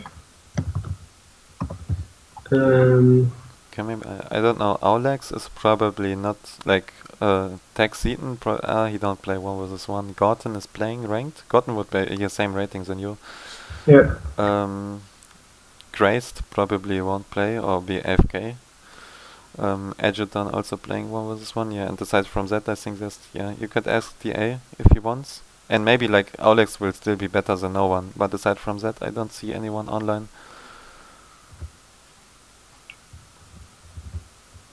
Okay. And yeah, I did this kind of thing before, and I noticed that it was too much for someone. Because I tried to not only tell you what you do wrong, right? But I tried to explain why, etc. And so in a game, if I do that, then it's maybe too much, and then I need to shut it down a bit and just tell you what to do, and not explain why so much. So you have time to play instead. But I will try that and with explaining why, because I think if it's not too much for you, then that's much better than just telling you what's wrong.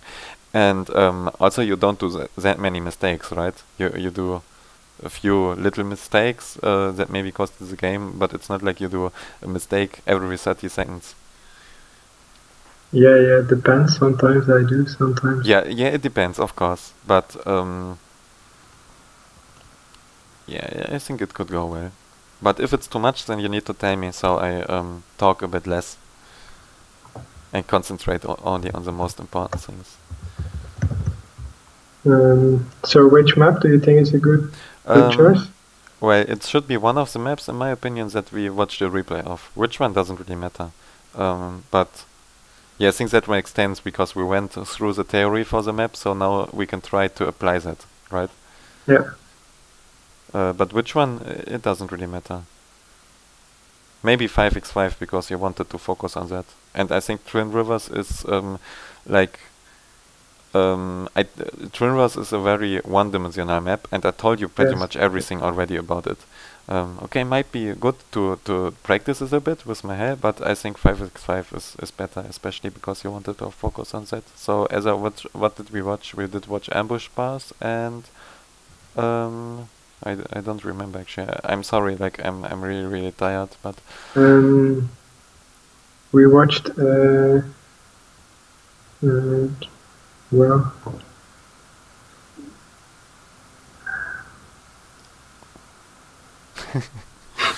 yeah, I also don't remember. Crack Dunes? No. Yeah, Moonlight. Yeah. Oh, right, yes.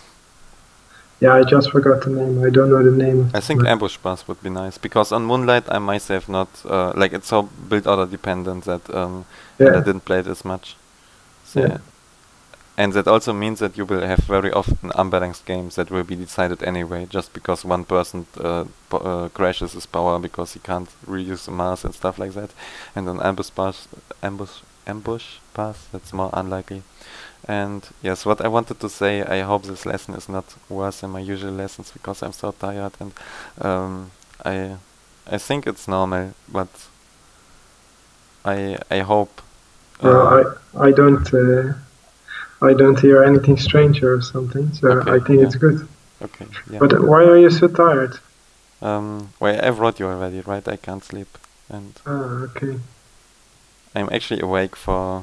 Well, I think you don't want to know, for longer than 84 hours at least. Yeah, I stayed awake for something like that once, and then I really got hallucinations. But I don't think you have hallucinations yet, or do you? No, I at least I think so. Well, you never know if you have hallucinations, right? Then the point is that you. Well, actually, it depends a bit. Can still realize that, but I think I'm not too experienced with hallucinations. But yeah, I was longer awake actually before, but it's strange.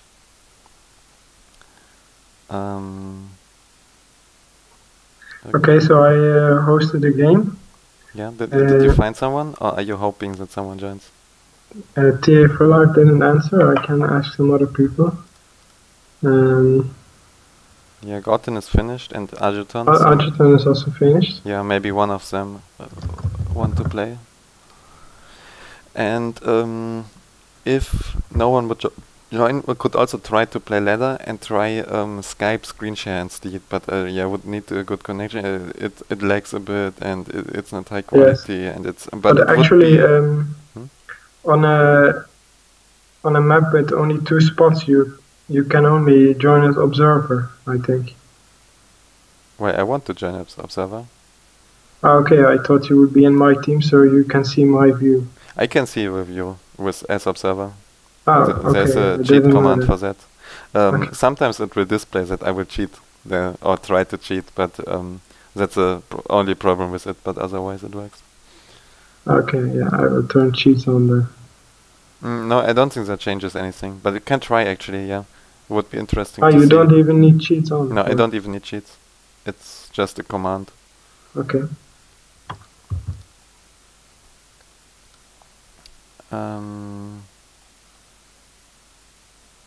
Did I want to say anything else? No, I think not.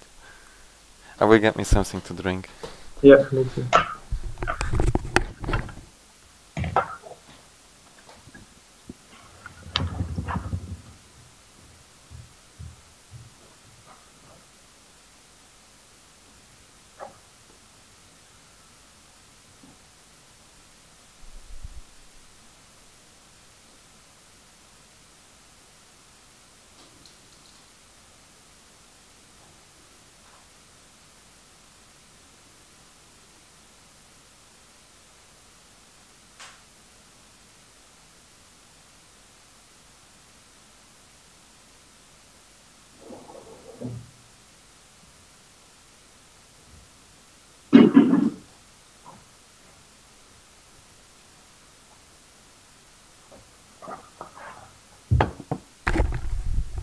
Okay.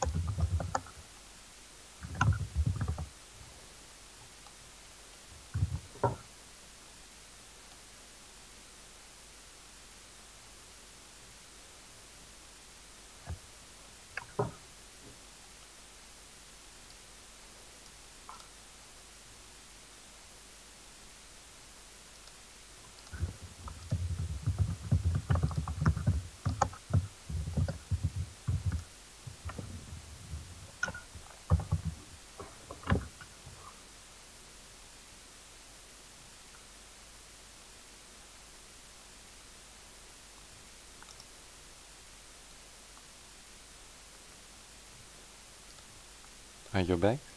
Yes. Okay. So I asked TF for Life, I think he's not here, and Adjutant is busy, and Gordon is afraid of your help. he got help as well. He shouldn't complain. I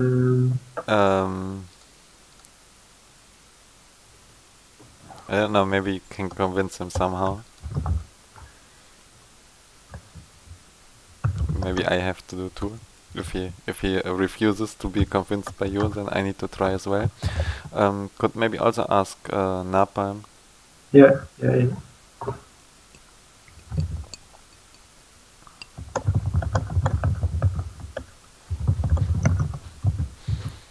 Because Napalm also needs 1v1 training, I think.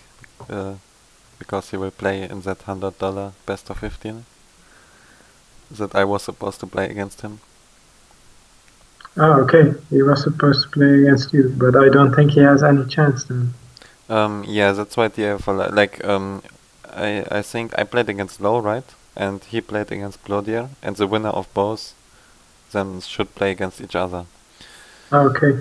And well, but yeah, I don't know what DFLF thought. but he realized that it would be maybe not very fair match, then so he wanted to not do it because he wants interesting games. So I gave my spot away to Napalm.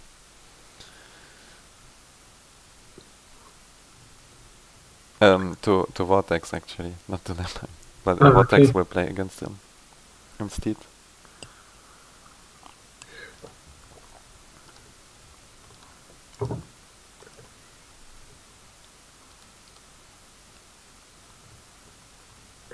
So he hasn't answered yet, so I don't know. I think he's not here either, so maybe crazed. Yeah, I can ask him as well. Napalm didn't ask. Did you try to convince Gotten maybe? Because I think he will play if you pressure him enough.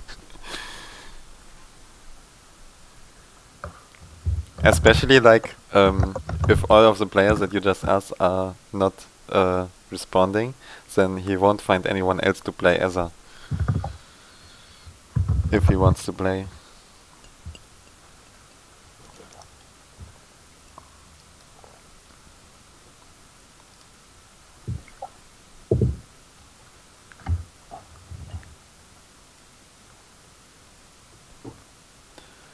Else, yeah, if no one wants to play, then we can continue watching replays. We could, yeah, do the other thing, watch replays of good players, but I don't have the impression that that would be too useful for you, because you probably watch them alone and you are probably good enough alone to see the things. Maybe I could still point out some things on certain maps, etc. Yeah, we could try that and just see how it goes, and then you can tell me how useful you find it.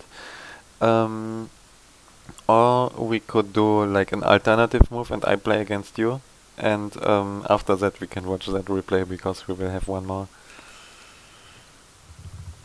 Yeah, I tried to convince Gordon, but he says, have you seen my games? I lose 90% of my games after 1:30. Well, he doesn't need to win, he just needs to play. Yes, I said, I don't care if you lose. Come play. But yeah, I don't think he will play. Okay, so well, I would let you decide then. If you don't play, what of the three things you would find most useful? Yeah, I can play against you. Okay, yeah, if you want. Yes, I think it will be over quickly, but I don't know. I'm like from what I've seen in the replays, I think I might lose against you if you play a few games. I wouldn't say I have 100% win chance. Yeah, maybe. And also you have much better build orders. But yes. You're actually right. I never did that, but yeah, you're right with that. Actually, it's interesting that no one figured that out before. That you should on some maps, on maps with reclaim, assist the ACU with the first engineer. Yeah, but usually I just even if you don't plan it, if you just do it, then it's still okay most of the time. Yeah, and exactly. And I'm surprised that no one does that before. That you figured that out, right? And I expect that this will become standard because it's too good not to do it. Yeah, people do it on maps like the Rosa or Whitefire, but not on all maps. Well, I didn't even do it on Whitefire. Okay. That's probably because I lose so much. But I never did that on no map.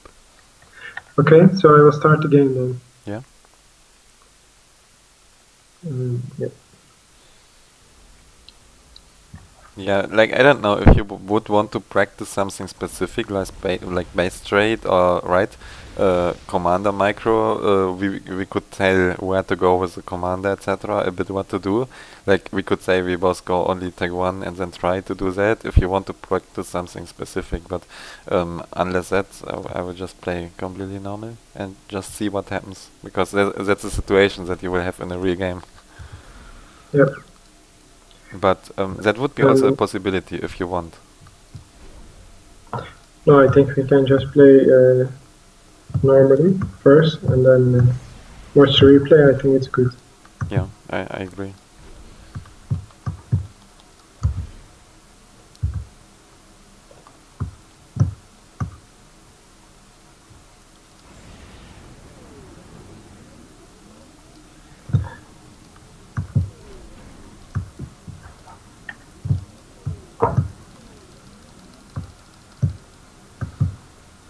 I don't know, I'm somewhat afraid to use the first engine to assist, because I'm afraid to stall. I usually Yeah. use the second one then, but with the first one I'm afraid to stall for some reason.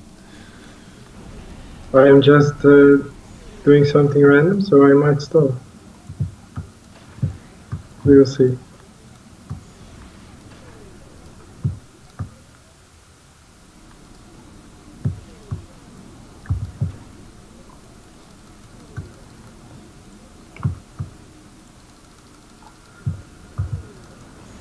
Yeah, I am stalling actually.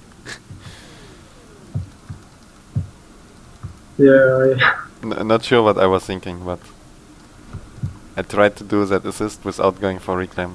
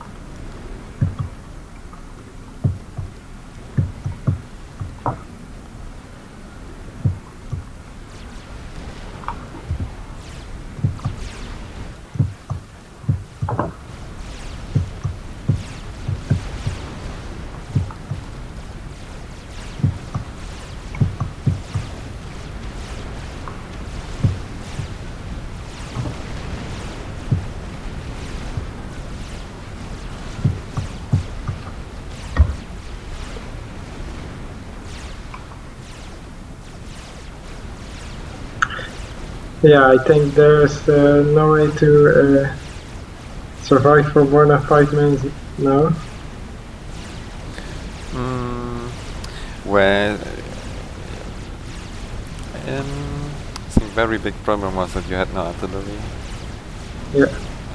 Because I think you had a lot more units than me. Because I made, my build was not really good. I made too much power, and I have only 5 factories. I think you have, well, you have also 5 factories, so Yeah. not that, but maybe you had them earlier than me. And your ACU was a lot. I had to build a third factory with my ACU because I had too much mass, and your ACU was a lot earlier than mine. So I think you had better conditions, but you had the lack of artillery, and without the artillery you couldn't push my base, and that was the whole problem. And what I did actually, like, we don't even have to watch the replay. Usually we would have to, but I had so good vision of everything that I know exactly what you did. So what I did when I realized that I'm going to push your base, I just made 2 factories with mix 1-to-1 artillery and tanks. Actually, for the ACU, I made like 5 artillery, then 5 tanks, and then I made like 10 artillery. So in a mix, I have 13 tanks and 18 artillery with my ACU. Yeah. Because you need the artillery to push the base. Okay, with UEF I would maybe make a bit less, right? It's only because phobos are so good. That you can overbuild them even. But with UEF I would maybe make like 2-to-1 or something like that. Yeah, but at least 2-to-1, because the ACU will, he won't fight with units against your units, because your ACU will kill everything. And he can't push your artillery away, so you will pretty much need artillery, and you won't really need many tanks. You need the tanks only once you kill the point defense and to push them, and you need some tanks maybe to split them to the side and kill single mass extractors. So you always need a few tanks, or maybe if your ACU is somewhere else and you need them to protect the artillery. But usually you will need really much artillery.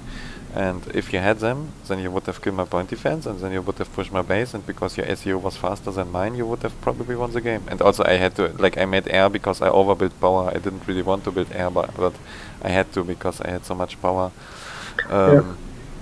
Yeah, and because I didn't have a lot of power, I couldn't build air very quickly. Yeah, but, well, you didn't need air, right? Yeah, like, if I could push your base, exactly. Then it would be good not to have air. I actually had the thought, I didn't think of that before, but with the air you can actually kill the artillery with bombers. So you need to care about and dodge with the artillery until you have an anti-air turret. Because you can't afford to lose your artillery. That's maybe the most important thing in the base push. You need to not send your artillery too deep, so it dies against units or my artillery. But as long as you don't lose your artillery, then you can always push the base. Yeah. Unless, like, if he has so many units, like, that's why you don't build only artillery, because you don't want him to build 40 tanks or something like that and then kill your commander.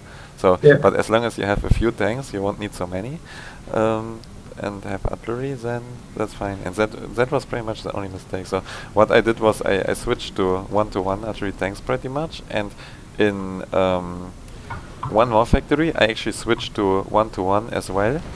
And in the other factory I do my normal mix of 5-to-1, but I also, like, I split my units a bit, as you see. I kept as many units in my base as needed, but I saw you have an artillery, so I saw I won't need many units to protect. And you actually saw I tried to defend my base with all my units, so if you would have pushed, I would have tried to push back and try to get you away somehow. But once I realized that you don't have artillery, I moved just all my units to the left. And then push your base. And if you had artillery, I wouldn't have been able to do that. I would have actually tried to defend my base and just try to push your base with like 5 artillery and my commander, and not really try to go for an all-in base push. I would have tried to defend my base, and I'm not sure if that's the best decision, but I would have tried it. Hard to say if that's really good, but it would have been interesting to see if it had worked out or not. So I would have tried to kill your artillery with my tanks, and then you couldn't push anymore. But to defend, I also made in my base one factory and switched to artillery, and 2 factories I did send to my SU. So I would have enough artillery to kill your artillery, but you didn't even have any. So Yeah, I had just 3. I didn't. Yeah, okay. Didn't need to kill it. Yeah. Yeah, I don't know. But even with your 3, what did I do? You didn't try to kill my point defense, or did you? Yeah. No, I didn't try. So Because of the bombers, I thought I first need to. well, you could have made the anti-air turret before, like very Yes. faster, I think, and Yeah, you can yeah. still try to kill the artillery with the point defense with the artillery. Yep. So even if you have only 3, no reason not to use them. Okay.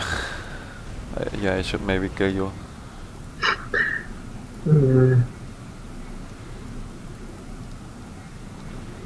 And I also think you shouldn't, yeah, another thing, like didn't really matter, but maybe in another situation it matters. You shouldn't build an air factory if you already invested in the 2 anti-air turrets, because you are safe. My air can't do anything anymore. You don't need to invest into interceptors as well. Okay, yeah. Because you already have your 2 anti-air turrets. If you would have maybe only 1 anti-air turret, or if you would be aggressive on the left side, maybe it changes a bit. But in that situation, yeah, not.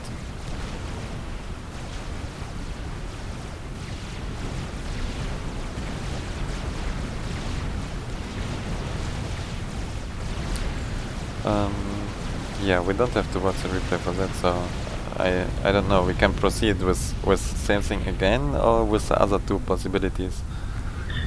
Okay, let's see if there's someone else who will play now.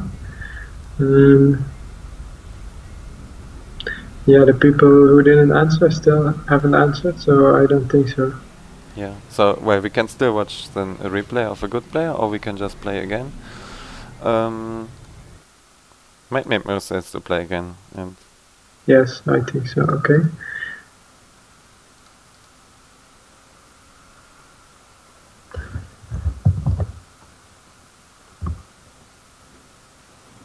I will just get something to eat.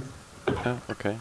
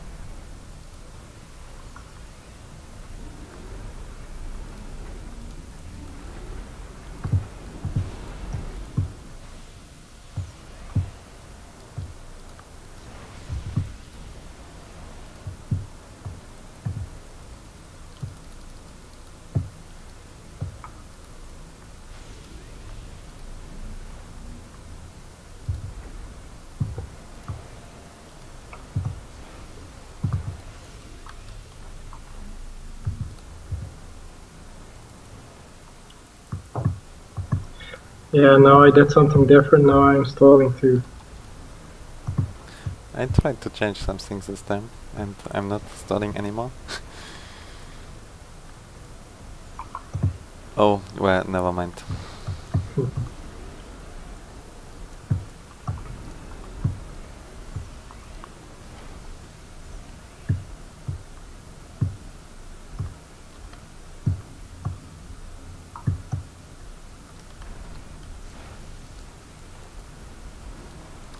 Okay, this is even worse than last time.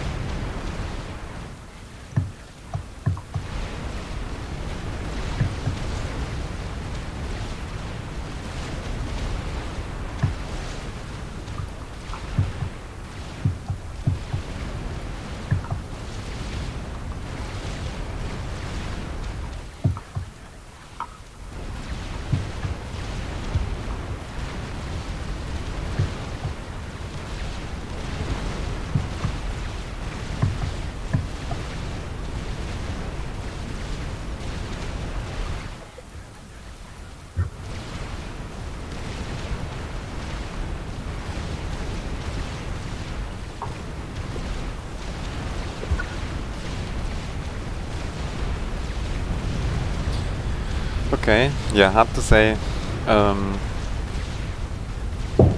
Now without watching replay. I think again you didn't really have, like, you weren't aggressive enough, or you didn't have enough artillery, but you needed to, like, I had only 1 point defense and you needed to push that much harder. And I think you tried to defend your base with all your units, but in that situation you need to split a few units to your SU to be able to push as well. Yeah, I think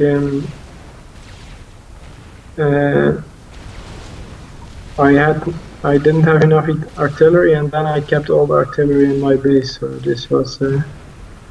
Yeah, okay, then I don't know, do you think we should watch the replay? Because... Yeah, I don't know when do you decide to start making artillery, because I feel like... Okay, let's watch it. I feel like, okay, when I see that a base trade is going to happen, then it's already too late. I think I started at the time where I realized that your ACU is not on the left side. Then I made artillery, because then I decided to push into your base. So I started to make artillery. And at that point I already had like 5 tanks. So I made 1 factory with only artillery. Or maybe even 2, I'm not sure. I remember I switched it because, okay, wait, let me start the replay. I remember I wanted to do like 1 artillery, 1 tank, and then I realized, okay, I already have 5 tanks and I need artillery, and so I switched it. And my artillery still was late. It still wasn't the time, so that's why you saw me moving around the point defense to try to kill something. Okay, I'm paused. Okay, me too. Okay, then I'm unpausing. Yeah, then go into my point of view, maybe. Okay.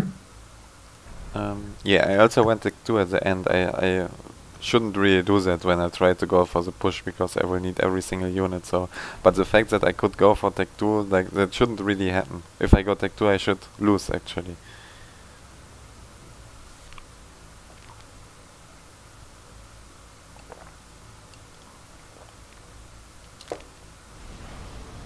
Yeah, you can see my build order is strange. Like, you do the correct thing and you build all your power very early, and after that you don't need to build power anymore. You only build your factories. But yeah,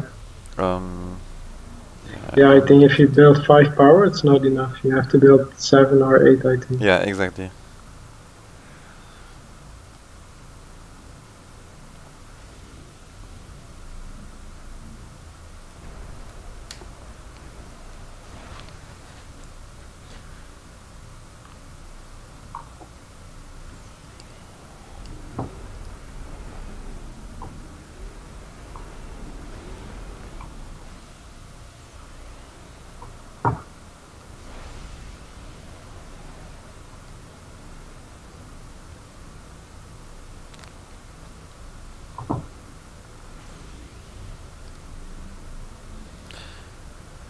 Yeah, well, but looks like then I can't really show you how this other kind of training, like where the difference is of hearing it live while you play. I just got a message from Carl. Okay. That he wants to play, I think. Okay, then I don't know. Yeah, now we started the replay. I think now we should watch it to the end. So in 5 minutes, if you can wait. If you can't wait, then we just end the replay here.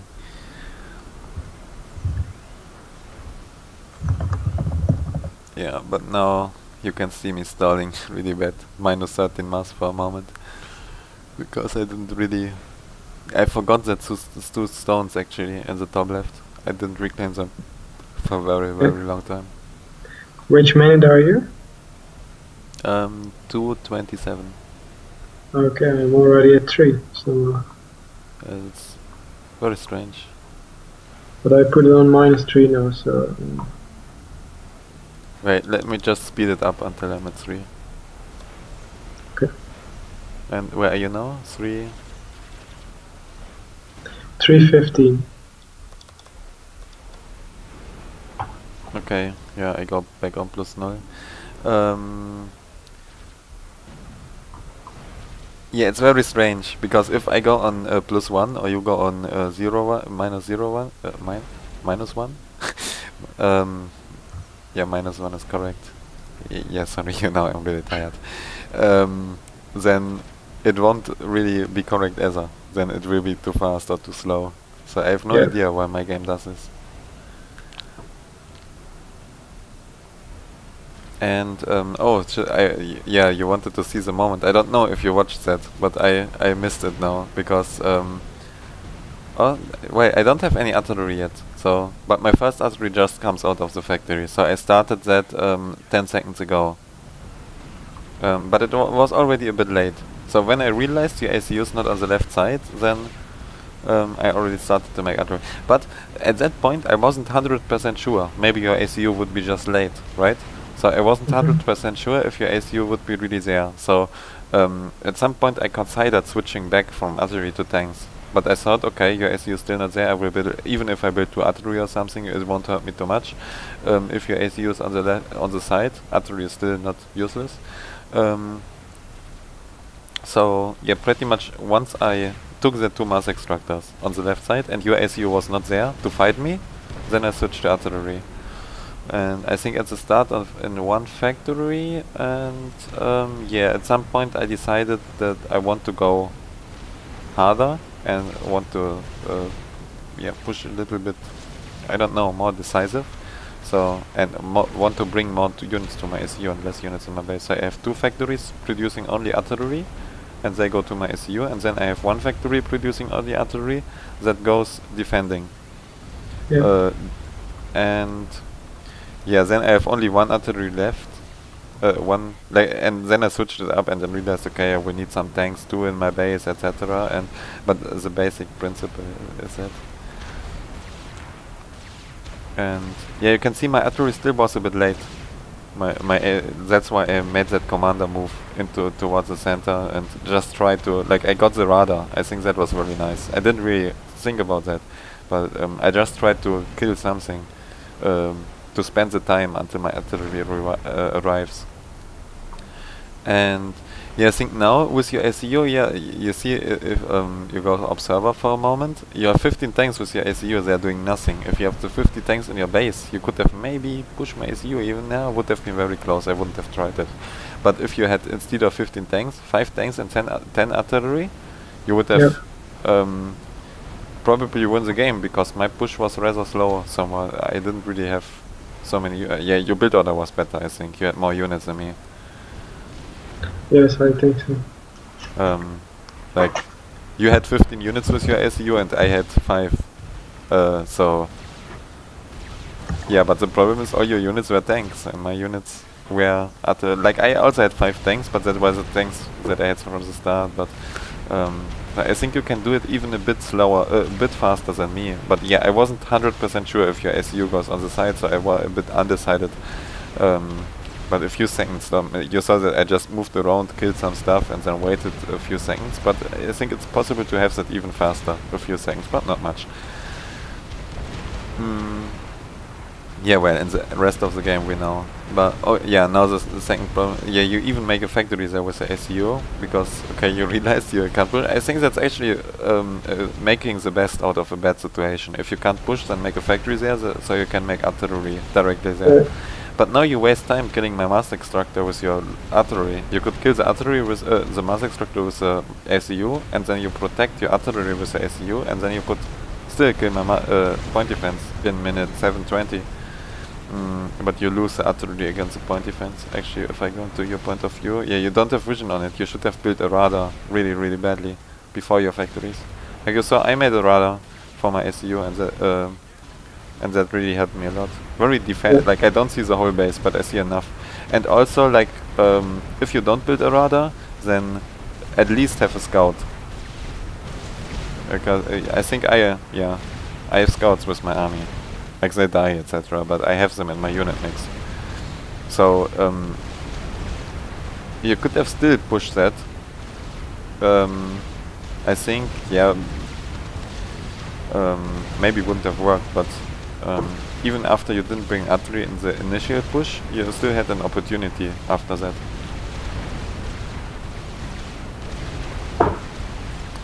Yeah, but then it's really hard to decide how many units you send across the map and how many you leave in your base. And I think usually you prefer to have the units in your base, and then you just, like your ACU, have to kill the enemy base with the units they got, because it would be too much time for the units to cross the map. But Yes. it's hard. Like it's not really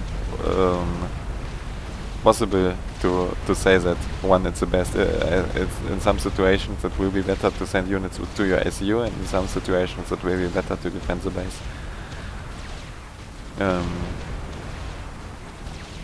Yeah, okay. Then now you can play against Napalm, I guess.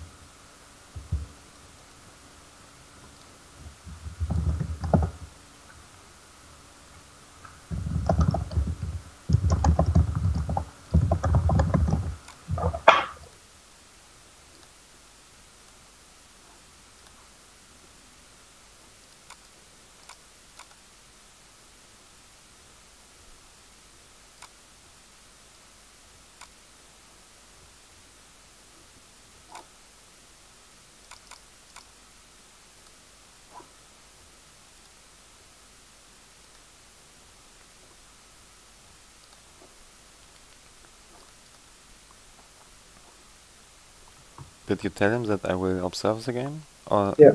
okay, and that yeah, then my main concern is that you don't think I cheat because it will display the message.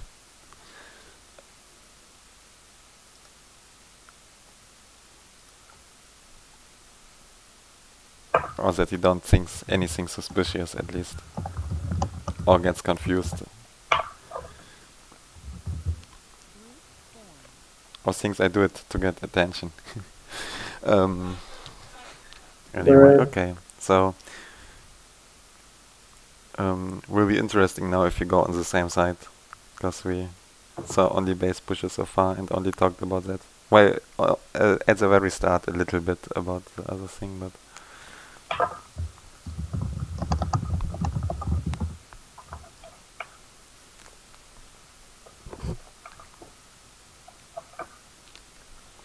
But I think in our two games, it wasn't actually too bad.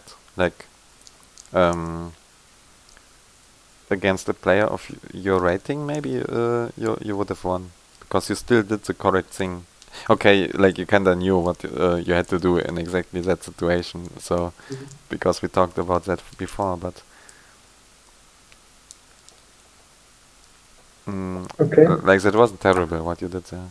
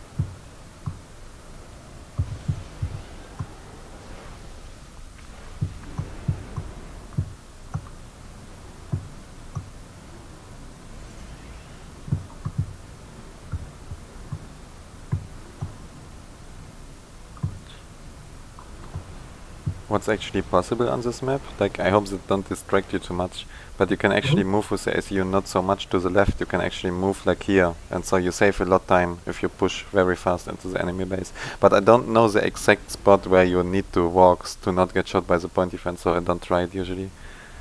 But Desley did that actually to me sometimes. Like one time and it worked, and after that I knew it and it didn't work anymore. But if you go for such a hard base push, you can save a lot of time by going very short away.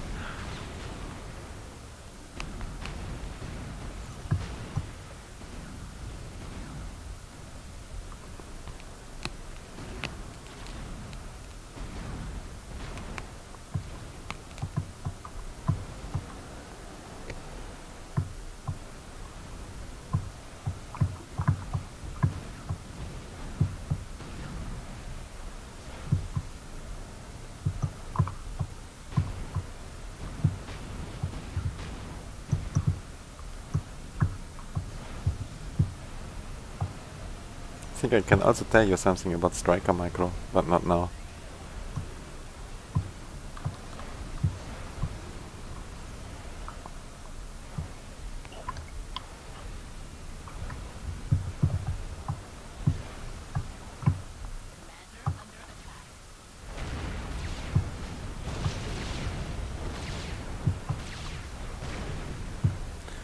And now it gets a bit interesting because this ACU is not on the left side and not on the right side as well. So now I would probably start to be a bit suspicious and maybe would like to build an air factory now to see what he's doing. Because that's not normal. Maybe it's just a mistake by him, and he, like me, I need to build 3 factories, right? So yeah, okay, and now like it kind of reverts because this ACU is on the on the right side. So now would be the time where, yeah, you switch to artillery, maybe from 2 factories even, because you have a lot of tanks already in your base. Okay. And yeah, now you should push really hard, and with that engineer you can, I wouldn't even bother to build that mass extractor probably. You can do that with the engineer, and then build a radar, and then the other mass extractor, and then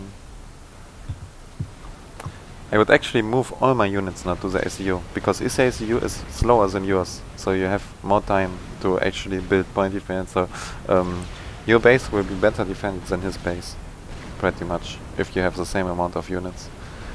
And should I start to build a point defense there?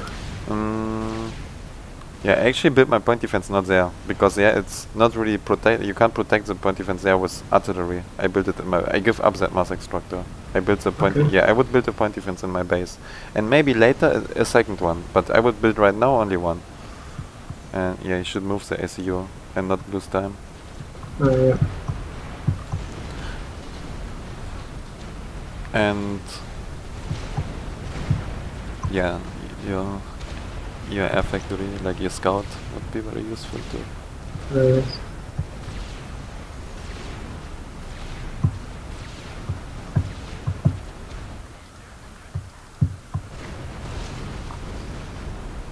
Yeah, and you can, I think you can go with the units a little bit more to the center, so you will lose less time. Where I pinged you, where the ACU can move. And the artillery will actually on the way kill the point defense there, if you don't move too close. Okay, and now you see his tech 2, and now you need to be like really fast and push him before he builds point defenses. Because yeah, you see he doesn't have any point defense yet, and he makes the mistake of not making tech 1 point defense, so you can actually he has tech 1 point defense there. You should move out of the range of that. But yeah, and with your bombers you can also, or you could have killed all that engineers with the bomber, but if you just push in now with all your units and kill the point defense at the bottom, avoid like, shouldn't overkill it with 4 artillery, with 8 artillery, but if you split like 4, I don't know if you need 3 or 4. I think isn't 2 enough actually? Yeah, maybe even, yeah, for of UEF maybe even, but now, yeah, now here's that, and now you want to protect your base and not push so hard anymore. Like you kill his base already. Now you want to keep your units, your reinforcements in your base to protect it from him pushing. And Yeah, you don't want to lose your units in the space. Like, okay, it doesn't matter too much anymore, but you want to have your units behind your SU and focus his power, and yeah, this, you know that. And now use the bombers to kill his artillery. His artillery. You should also use your artillery to kill it, but yeah, see, he has the same problem. He has only one artillery, and Yes. he couldn't push you because of that, and he was also slower than you. And what also helps a lot, I think, in base pushes is overcharge, because you can overcharge take 1 point defense, you can overcharge take 2 point defense, and overcharge is really, really good against point. So if you manage to have a bit excess power, then I think you should always get an energy storage as well. Didn't think about that before. I have full energy, but yeah, you can pause the air factory if you want, and reclaim trees, and yeah, make more power. Yeah, I think energy storage in base pushes is also more important than in other situations. Yeah, and now we'll just display I'm cheating all the time. I didn't do anything. I just watch all the time. And sometimes it just starts to display that I'm cheating. I don't know why. But okay. Yeah, well, that was very like... but if you pushed you harder, then you needed to care that you at some point need to stop send your reinforcements to the SEU. Once you see you can actually take his base, then you need to protect your base instead. And at some point, yeah, when you realize you can't take his base without more reinforcements, then you need to make the decision. Do you send the units and risk your own base in and maybe take his base, or do you want to keep your units in the base and then you will not kill his base for 100%, but yeah, so then it becomes difficult. Yeah. Okay. Yeah, I think here the most important thing is to have artillery at a time. Yes, in terms of base push.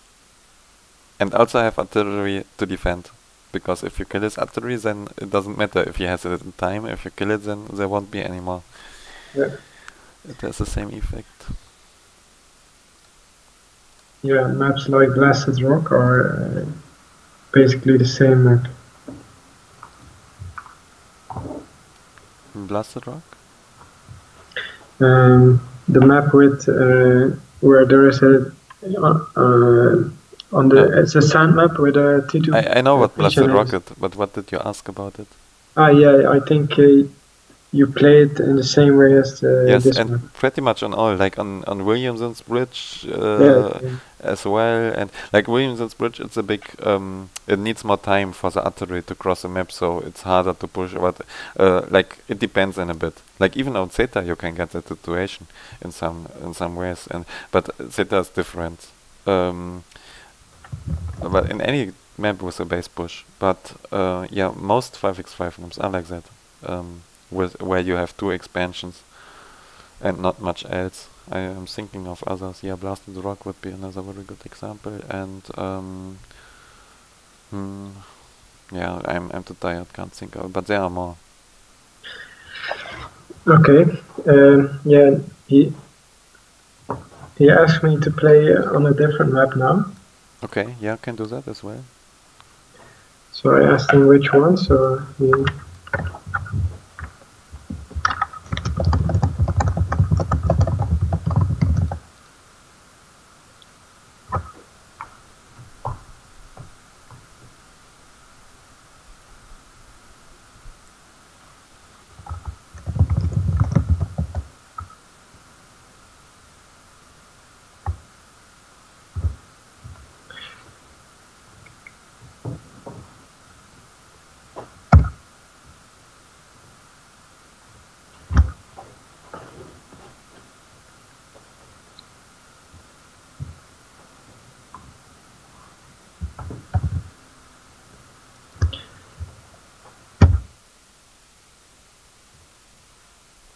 I think Badlands is actually very, very similar to Twin Rivers.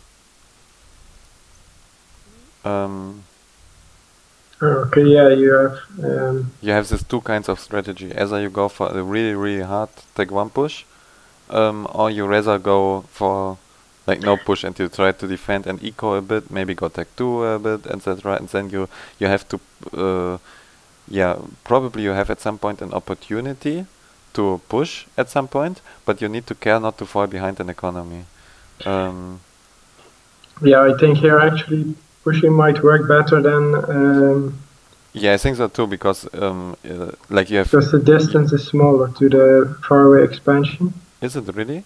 But I think the biggest difference is you have not one expansion, you have four Yes. expansion, and like in twin rooms you have only one and then one in the back, and here you have much more vulnerable territory for him. Yeah. So yeah, I think it works better.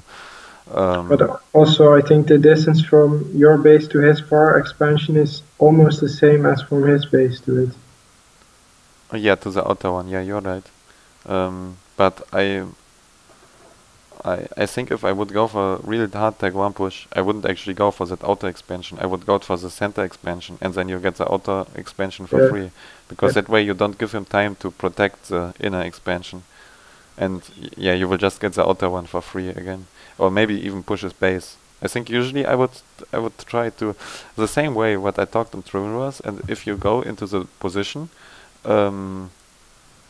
like in the middle between his left expansions and his right expansions, like under this round craters next to his base.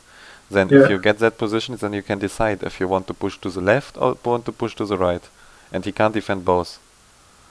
So I think that's where I would have all my units, and then I would accordingly distribute them. So now you have against Aeon, so maybe I don't know if tag 1 is still a good idea or not. I think it doesn't really matter, because like if it either he has as many tanks as you pretty much, right? And then it won't work, no matter what faction. Maybe it can still work, but okay, then against Aeon it won't work too well. But on the other side, Aeon needs time to build up the army, and they are slow as well. So I don't think it's really worse against Aeon, because especially the speed is also very important in this case.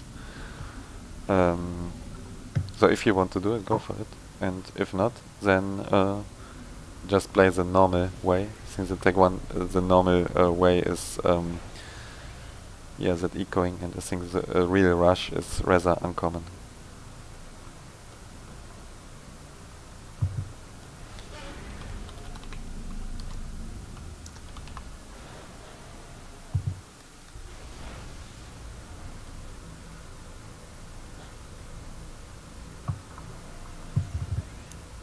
And how many engineers would you build before a tank here? Now I did 4. Well, I have no real set thing, but like I mix it up. Sometimes I build. It depends where my engineer goes. I never do the same thing, but yeah, 4 sounds good. Won't you stall like this? That's crazy with 4 power generator. Just a little, but I am building the hydrocarbon now. Yeah, that's really good. I thought you power store with 4 pigeons, but it works. Yeah, this one I know how to do. So. But this works on also on any map with hydro, like Certis, for instance. You can do the same thing. Yeah, I think Certis is very can do a lot with the early reclaim.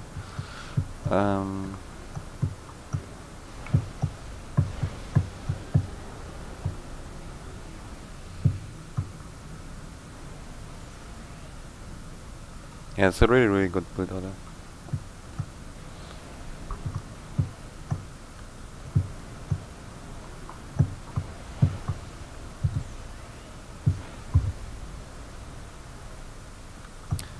But oh no, never mind. Okay, I'm too tired. I thought you sent 2 tanks to the left, but it's a scout and a tank.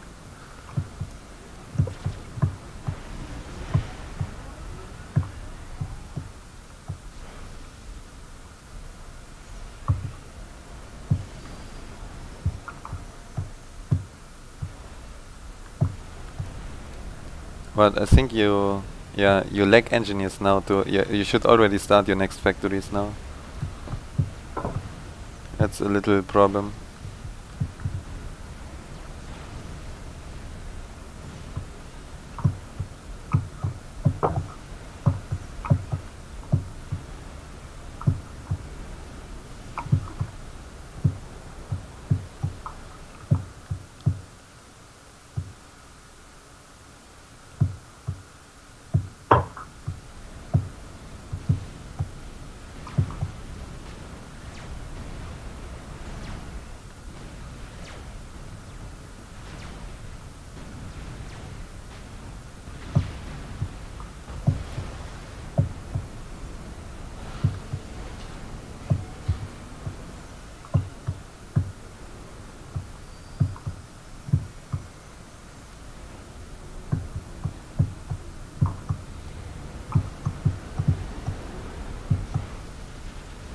think I like the build very much as a start, but now not so much anymore. I think your factories come a bit too late.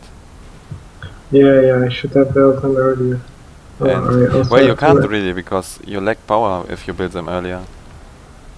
Because you need to wait until the hydro plants are done. Actually, I think you need to build a bit more power as well after Yeah. the start, and then more factory. Yeah.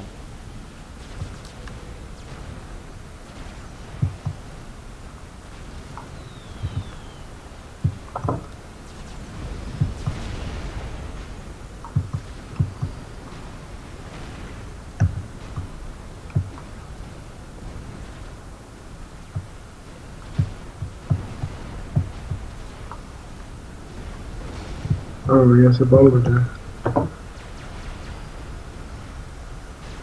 Yeah, he already bombed some engineers before.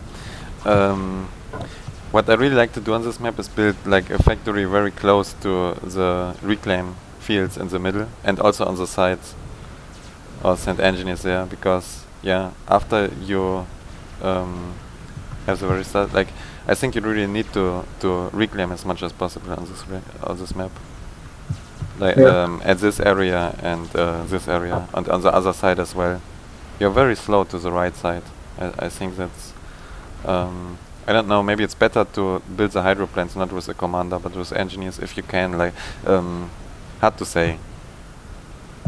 It's not as bad at least, but maybe there's some way for optimization in that way, to try to have the ACU faster on the right side. Not only to protect and take the mass, but also to get the factory faster, so you get the reclaims there faster. Yeah. And yeah, I actually think you can't really push anymore, it's too late. Like, well, you can try to raid on the left side, but right now you should already have all that many, like you should have maybe already have 3 or 4 more factories, I'm not sure.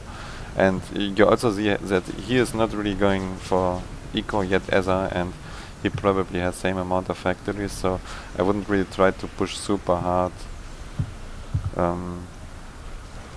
It should maybe increase the scouting a bit. And yeah, what I can recommend is to put scouts in your air factory loop, because that will not only give you scouts, that will also remind you of scouting if you see that there's a scout idling in your base. Yeah, true.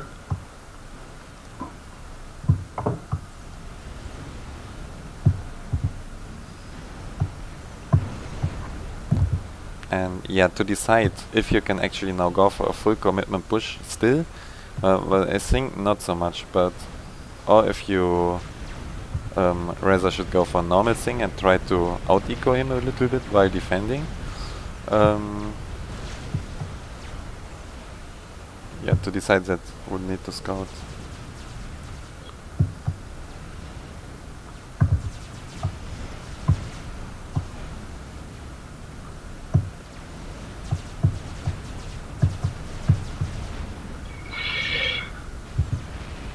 Yeah, and what's also important in that situation is not to overbuild power, right? Because, well, you know why, I think. But I think right now you are very close to overbuilding power. Well, I'm not sure. I still have positive mass, and yeah, but like you could use a bit more power, but you won't stall power anymore if you stop building power and start building factories instead, and you need more factories, or you need to go tech 2 maybe, but yeah, need some more information. But yeah, you don't need to build so much power, and you rather need more units, because yeah, I think you're really behind in units. It's pretty bad. Yeah. And yeah, if I don't go for an all-in push, I also like to place few point defenses on this map. Like you did that one on the right expansion, I would place point defense on the entrance, or add my expansion wherever I can. And yeah, I think you kinda have to upgrade another mass extractor or 2, because you won't be able to spend your mass fast enough otherwise. Yeah.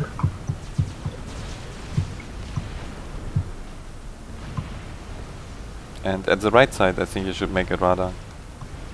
Yes, definitely.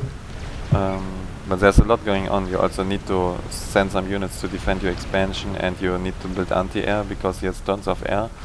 Oh, you already did. Never mind. And you need to stop building power. That's very important. Yeah, you did overbuild power even when I told you not to. Yeah, I put too many engineers everywhere in power. Yeah, exactly. Like, but that's okay because now you have power to spam air and get air control back. So not too bad. You just need to like stabilize your position a bit and get rid of that auroras in your back. Yeah. And yeah, you're still no radar on the right side. Oh yeah, true. And he has units there. And I would maybe build a point defense with the ACU there, so you can use the ACU a bit more, like because he had so many units, and yeah, really dangerous. You actually need to send units to the right side, else you will die. And I don't know what happened in your back. There are still units left that you didn't kill. And yeah, at the same time, you should maybe, like, you're still building power, by the way, but it will stop soon. They are finished. Oh yeah, I see.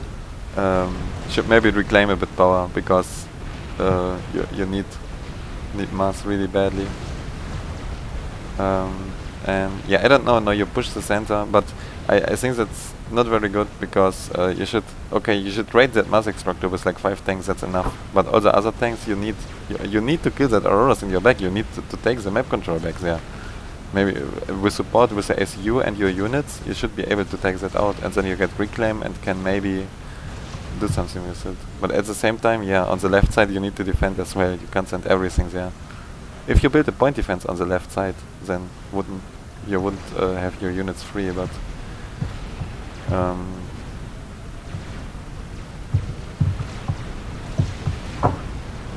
it's looking really, really bad. And also on the center now, you send half your units in, and like half your units are still waiting there, and on the right side there are still some units, and that just lead to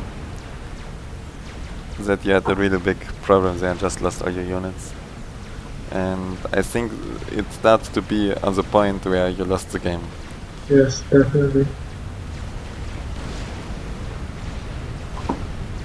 And well, the reason was, I think the reason was of course the economy, like first power stalls, then overbuilding power, and even at the start you didn't have engineer to build factories fast enough, you lacked power, and like it was bad after the very good start in the first minute or something. After that it started to be really bad.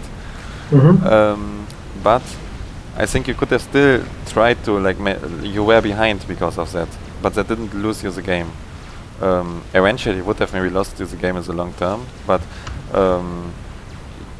if you could have made up for it if you reacted a bit faster everywhere and like moved the units a bit better and stuff like that. Yeah, I think and I think you should have like at that position I like to make like a factory here or something and then send engineers with a tech move to the stones, right? And then I can also make a point defense at its point, and it's kind of safe. And then I make another point defense here, or a wall. Like, don't even need to be a point defense, or a wall. And then you are like if you don't plan to go for an all-in push, then a point defense doesn't really cost so much on the map. And then you have also, like, I would send a tech move with engineers on this spot, right? And on this spot. I think that's very important on this map, to reclaim everything. And on the other side as well, just on the left side it's very easy to set that point defense up, while on the right side it's very hard because you get there late. But I usually try to do it there as well with the ACU and stuff like that, and just get point defenses in the entrances. And if I can't do that because I already lost control over the area, then I try to get point defense at my expansions. Like you did it on the right side, but also rather late. And on the left side would do it as well. Yeah, I think the main problem is to start the factories. I started the factories too late because of the power. Yeah, that was the main problem. But yeah, like I said, even with such a bad start, because these things will happen eventually. But I think it's also important to play from behind and try to make up for it and try to come back from it. Yeah.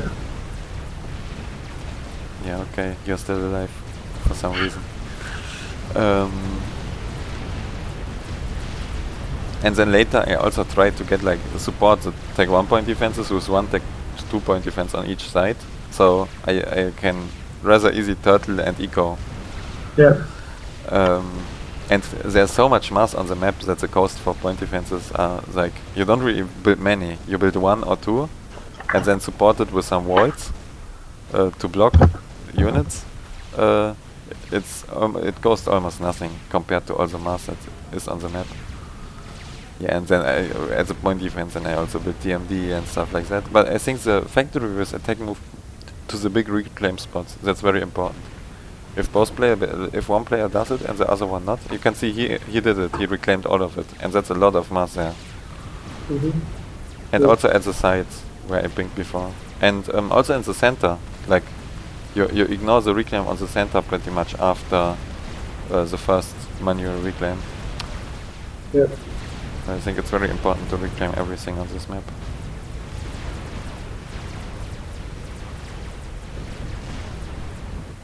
Okay. Okay. He maybe DML you.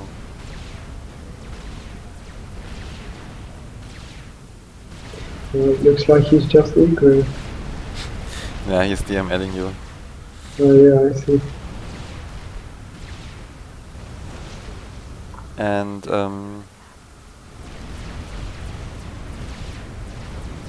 yeah, I think if you make a really hard push, it's possible to have more factories than he did, and possible to outspam him. Rather, like not easy, but yeah, should be possible. But maybe he stopped building more factories at some point because he saw he already has a big advantage. Yeah. Okay. Yeah. Okay. Okay. Yeah. 3-hour lesson. I think I will try to go sleep. Yeah, me too. Thank you for your lesson. It was very helpful, I think.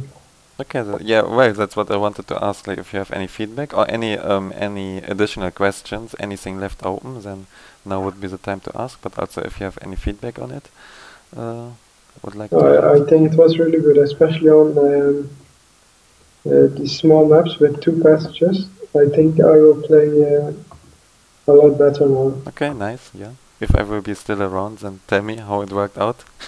Okay. If you get such a map, and yeah, all right then. Otherwise, Okay. good night. Good night.